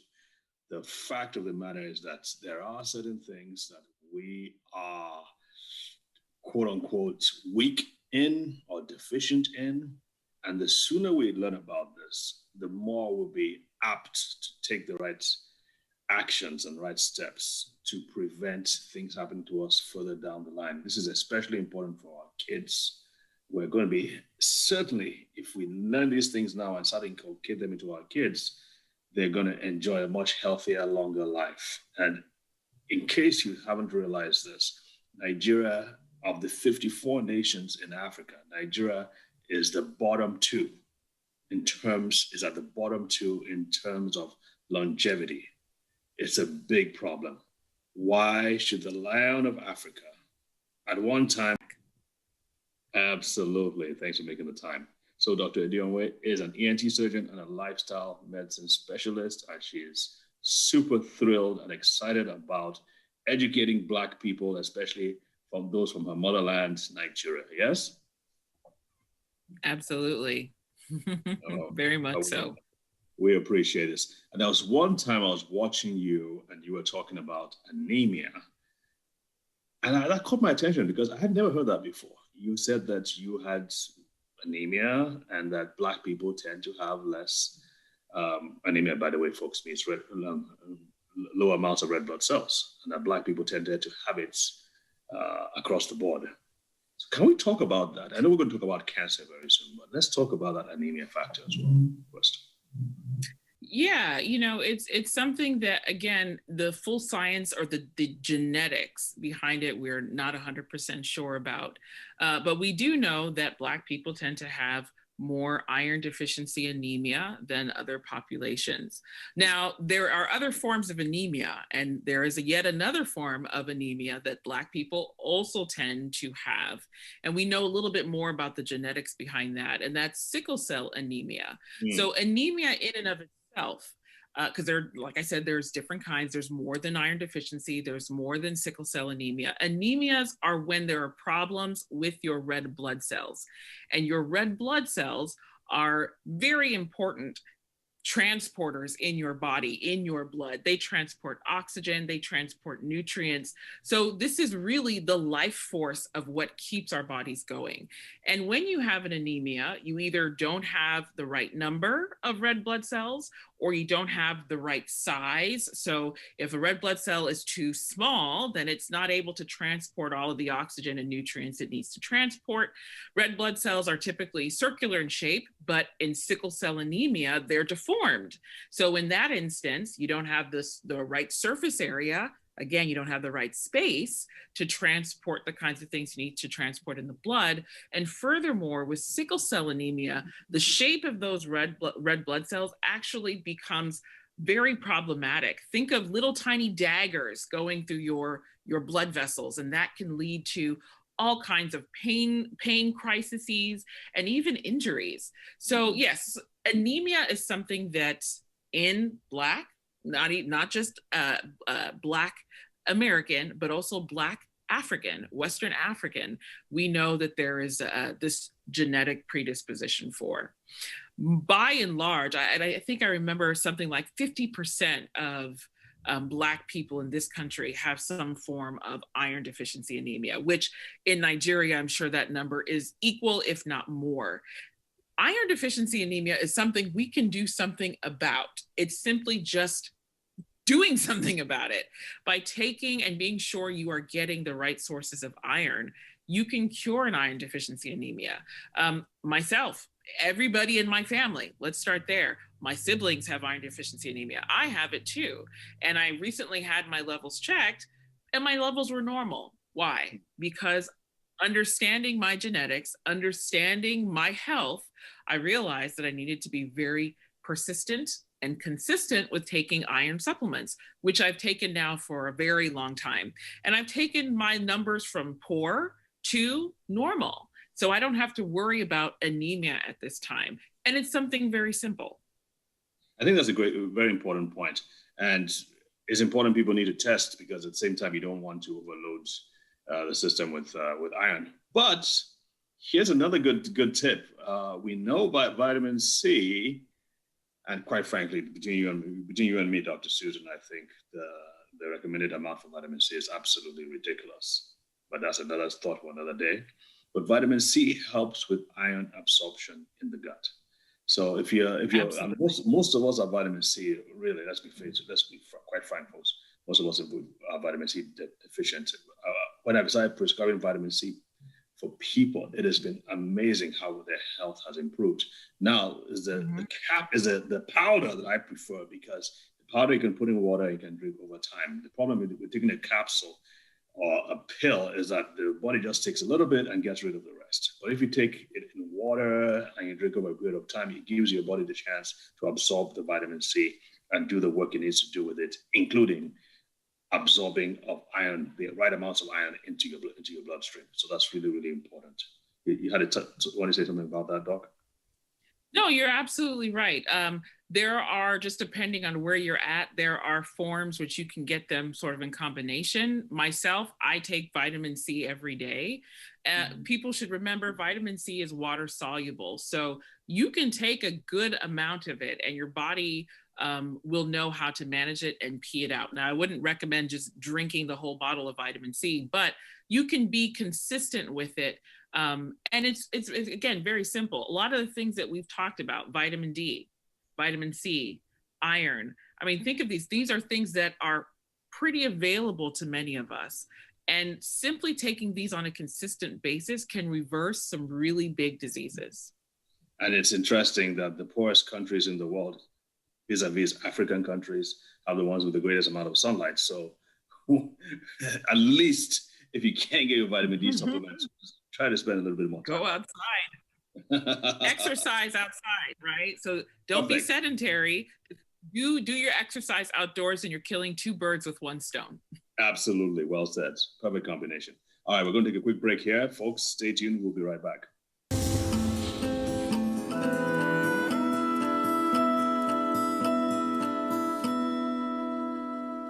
All right, folks, welcome back. I'm here with Dr. Susan Edionwe. Remember, the Brain and Body Foundation is open. We've been told we're not saying it enough. You can call and go to a clinic. If you have a kid with a brain disorder or a kid with sickle cell disease, we will help. Don't lose this opportunity because we're running out of supplements anyway, so we will help. Just contact us. Speaking of sickle cell disease, Dr. Edionwe, you had something you wanted to say about that? Again.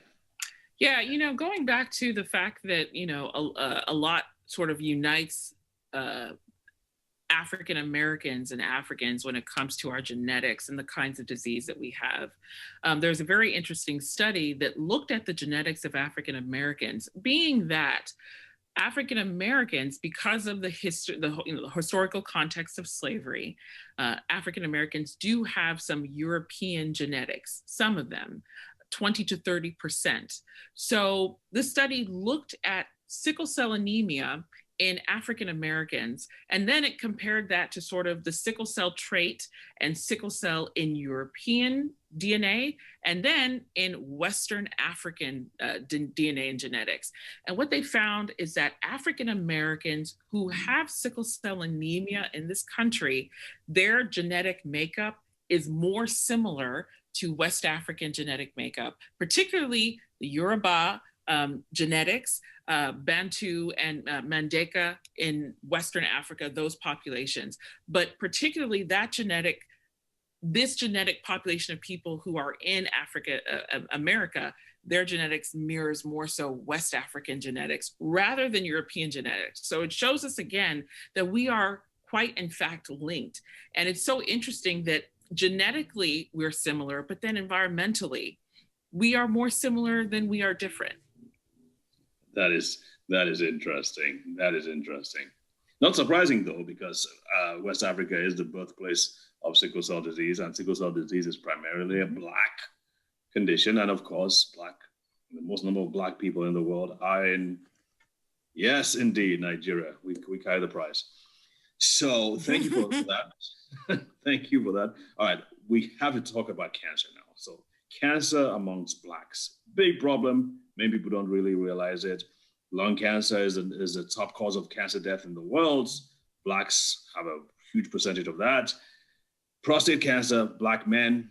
Breast cancer, Black women. Colon cancer, worse in blacks. What is going on? Doc?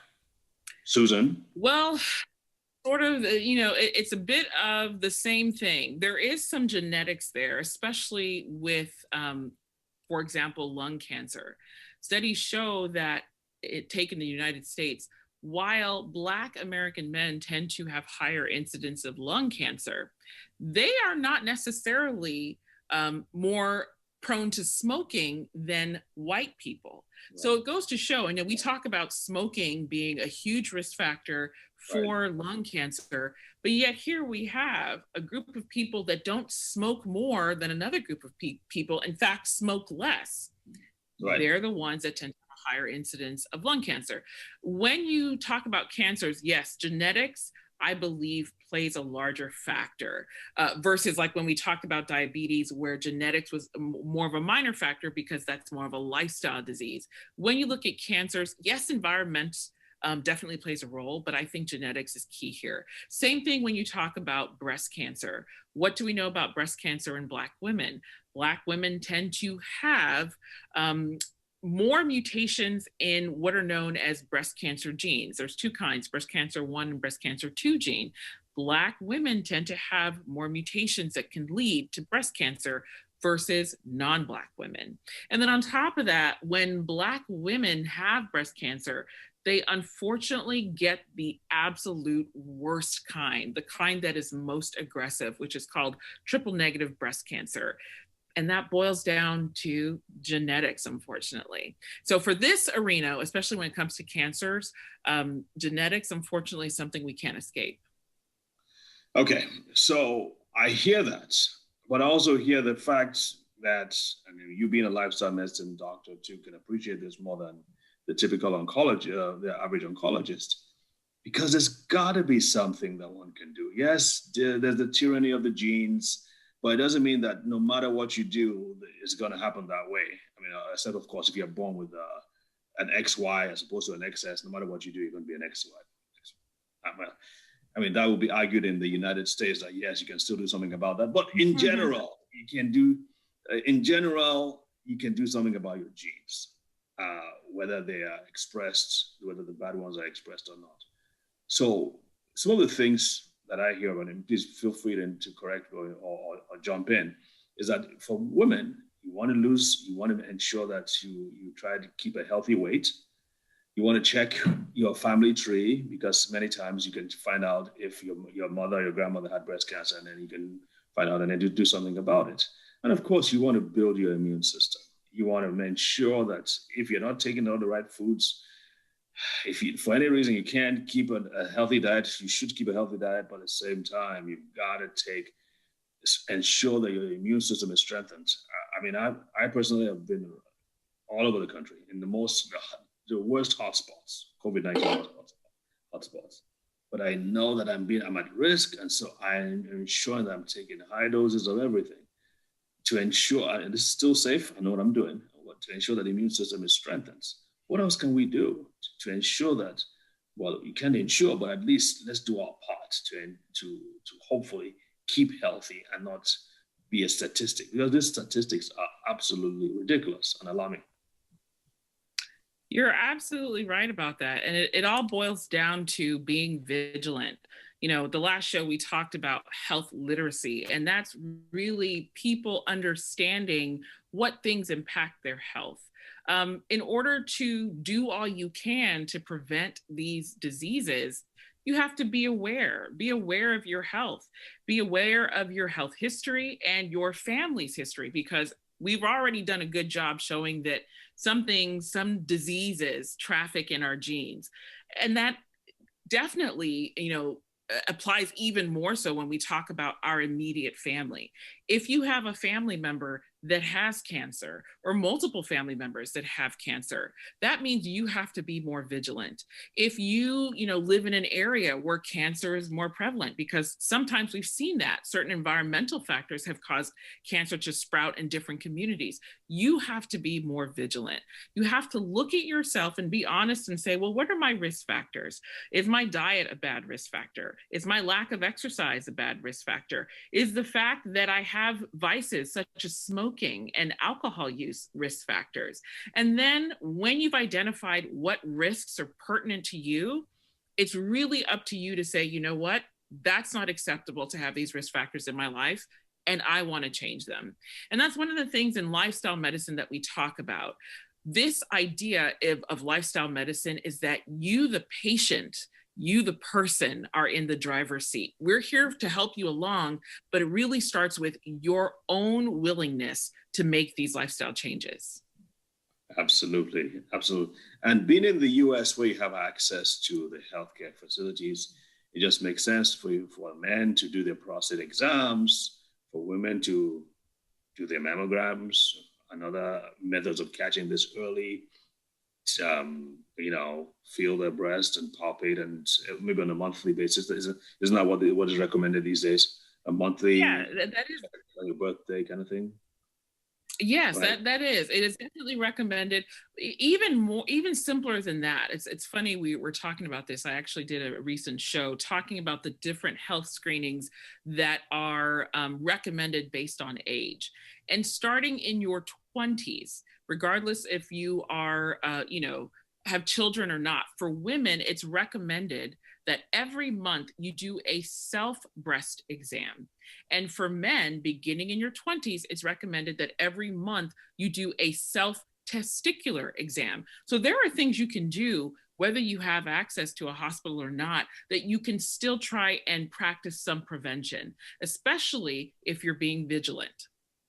Absolutely. And then back again to vitamin D. I know we're talking about cardiovascular disease in the last episode, but what I read somewhere is that Blacks tend to have these inflammatory changes, these lesions in the blood vessels at a much earlier age than whites do. So that in the early 20s, late teens, they already begin to show signs of inflammation, earlier and more severe than those now in the white people. So again, this underscores the importance of diet, lifestyle changes, and also taking the things that protect. I can't overemphasize that you got to take things that will help to protect against certain conditions. I'm not, you know what, I believe more in, prevention is important, but I like to use the term building strength to strengthen your key systems, strengthen the immune system, strengthen the brain, strengthen the endocrine system. And there are certain nutrients that are specifically suited for those things. And people need to know about them. Yeah. They need to know how to use them effectively for that purpose so that they don't become statistics. And I'd like to add to that, when you start talking about doing these things that strengthen your immune system and strengthen your health, many people need to understand that these things have to be done on a chronic basis. Oh, yeah. You can't say, I'm going to take iron for the next 10 days and that should solve my problem. Even when it comes to iron anemia, it's recommended that you take iron for at least 9 months before things really change. So these things are commitments. They really require your buy-in and your persistence to before you can see some of these things really materialize in your life. There are simple things you can do, and compared to what, one of the things that we see stateside is the United States has the most expensive healthcare in the world. That does not equate to the best. What that equates to is the fact that we have so much disease and it has put so much burden on the cost of healthcare. It's made our healthcare expensive. That's why stateside, we're now starting to push, hey guys, we really have to take prevention and, as you say, building up our immune system and building up our health seriously so we can prevent so much burden on our healthcare system. Well said. One of my favorite questions that people ask me is, well, how long should I take vitamin D for? And I'm like, well, as long as you intend to be a bit black, then you can continue to take vitamin D. If you intend to be white, then maybe you can stop. But that's a problem. People don't understand that this is not something that just goes away. Like you take your antibiotics for 5 days and it's all over. This is a problem that is here to stay. And so you got to stick with it. Even if you don't like taking pills, for some things, you got to switch your thinking, switch your brain, and just put your, you know what, in gear and say, this is for the rest of my life. I'm going to be living this kind of life. I'm going to be adding these things because my body needs it. And without it, I mean, we've heard okay, there's a picture on the internet. I don't know if you've seen it, where they showed through two mice. One was genetically manipulated, so they couldn't manufacture vitamin D, and the other one was normal. And after about 6 months, they showed the two of them. And the one that couldn't manufacture vitamin D was shriveled and old and without hair. The other one who could was healthy. And that to me was a striking, and very telling of what can happen if you don't. Vitamin D is not just a vitamin; it's something that helps your cells work. It's a key part of your cellular machinery, without which your body simply won't work like it should. I mean, we still make vitamin D to some level, but it's not to the extent to which we need to make it. So it's super, super critical. And thinking about I was going to talk about the teeth, the dentition that we mentioned last week too. A lot of studies are now showing that poor dental hygiene, if you have inflammation in your gum and your teeth, is going to translate to problems that can affect your cardiovascular system, can affect your brain, can even lead to cancer. They found that out because of the bacteria. Once you don't have healthy hygiene, if your teeth aren't healthy, there are bad bacteria that tend to grow more, and then they tend to get into the bloodstream and cause trouble. So you want to brush your teeth twice a day, morning and night, and also floss your teeth as much as you possibly can. I know flossing is not that much of a pastime in Nigeria, but flossing, you got to floss your teeth, because the floss gets in between the teeth, and about 40% of your teeth surface is in between the teeth. So your toothbrush is not going to get there. So you got to floss that. So these are all things that in the Western world, especially white people, tend to take for granted. We Black people don't do as much. And I think we start to get educated and get caught up with the right health practices, so that we can at least not start blaming the system all the time. We have our part to play. Yep. You know, I will say to that, one of the things that I often find is whenever there are new trends in preventative health, or new trends in, improving your immune system and things like that, I often tend to find that it is white people and Asian people that tend to flock to try and figuring these things out, and are early adopters of new treatments, new preventative treatments and lifestyle modifications. And I would really, just as you said, encourage Black Americans and Africans. We know the studies have shown the benefit of really adopting these things that we're talking about. So we don't want our people to be left behind. We want to, lengthen the life of Nigerians in, both at home and abroad. And it really starts by vigilance, persistence, and improving your health education, your health literacy, understanding why these things. Well, I don't know what else to add to that. That is perfectly said. So, Doc, thank you again, Susan, for making the time to do this. I hope we can count on you to come back and educate your people in Nigeria. Can we always catch on? Yes, absolutely. Okay. Absolutely. Absolutely. I will say, from the last show, I had some people reach out to me on Instagram, and I, want to extend a big appreciation to those who reached out. I always like the feedback, and whenever anything we do helps, I think it makes us both feel good. So yes, absolutely. I will definitely try to make myself available so we can continue to have these discussions. Awesome. Thank you again. So folks, thanks for joining us. Remember, you can watch these videos. They're all archived on the NTA website and also on our website, brainandbodyfoundation.org. Take care, stay safe, God bless. Bye.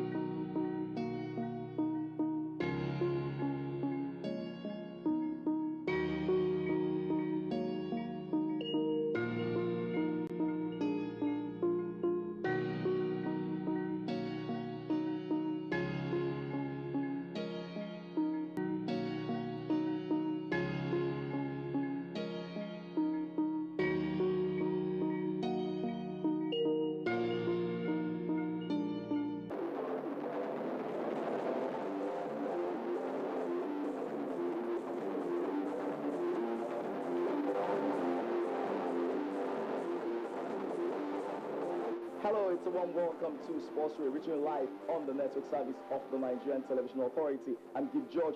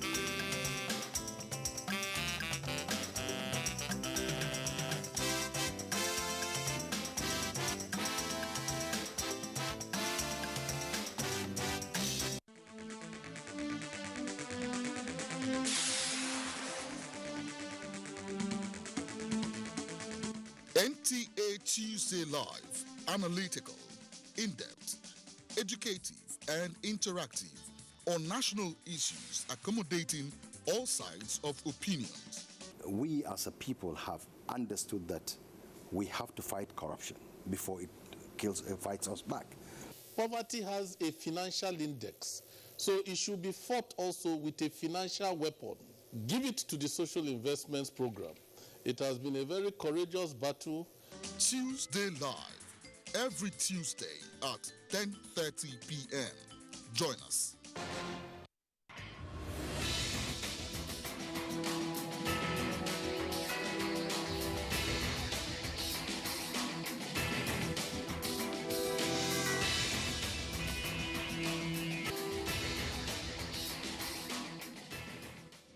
Imagine a station where you access information. Think of a station that creates awareness for national development. Imagine a station that prepares you for a bright and greater future. A station for all ages. Documentaries, classroom and television, events coverage, children's programs and variety shows. Always stay tuned to NTA Knowledge on the StarTimes platform, channel 359. For partnership, sponsorship and advert placements, contact us on NTA Knowledge. NTA Knowledge, learning to broaden horizon.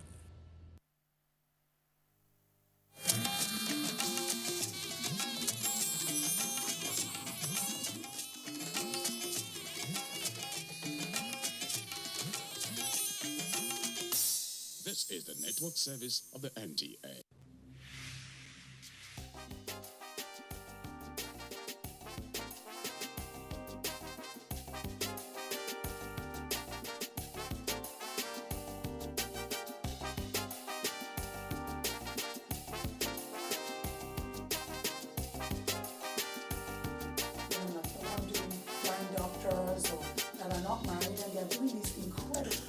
Well, there's a mirage of things. I think, first of all, we have to go back to writer. You are very well known for your teaching skills. Your students speak a whole lot about you. Miss Nigeria competition.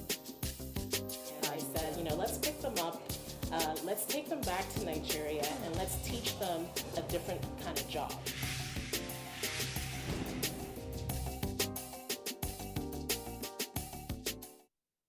I was listening to a popular adage in Abuja land where it was a woman was described as never being small, no matter the age and size. A woman is always a woman. And I so believe that because every woman, no matter the age and place, will always fit in to do the right thing to make the nation grow.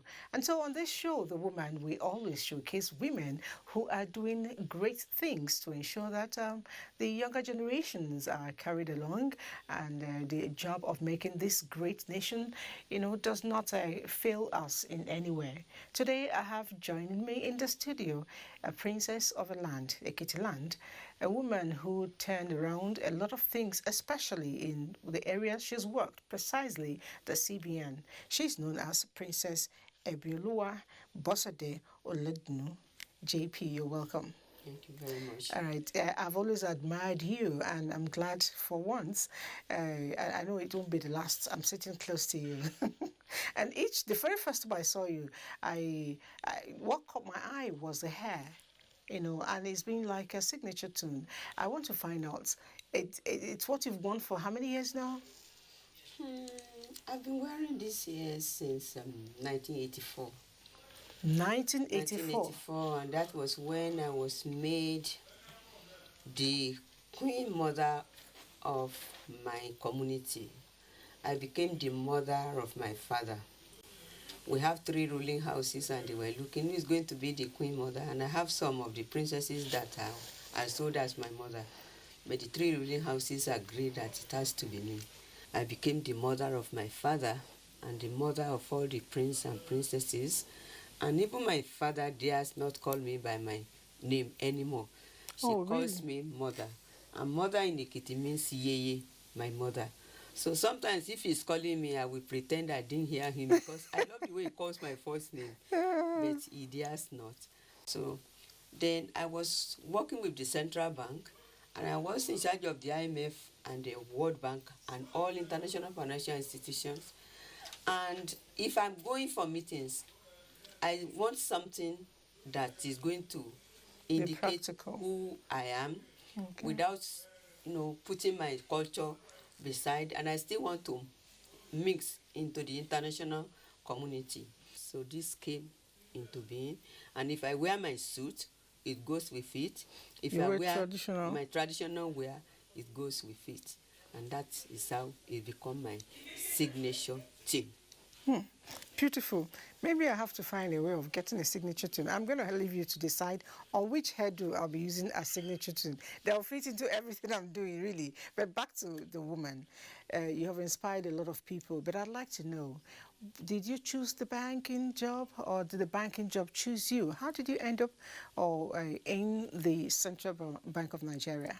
Okay, I have to tell a small story about my upbringing. My father is so principled. There's no difference between a boy and a girl in my father's house. What a boy can do, a girl can do it.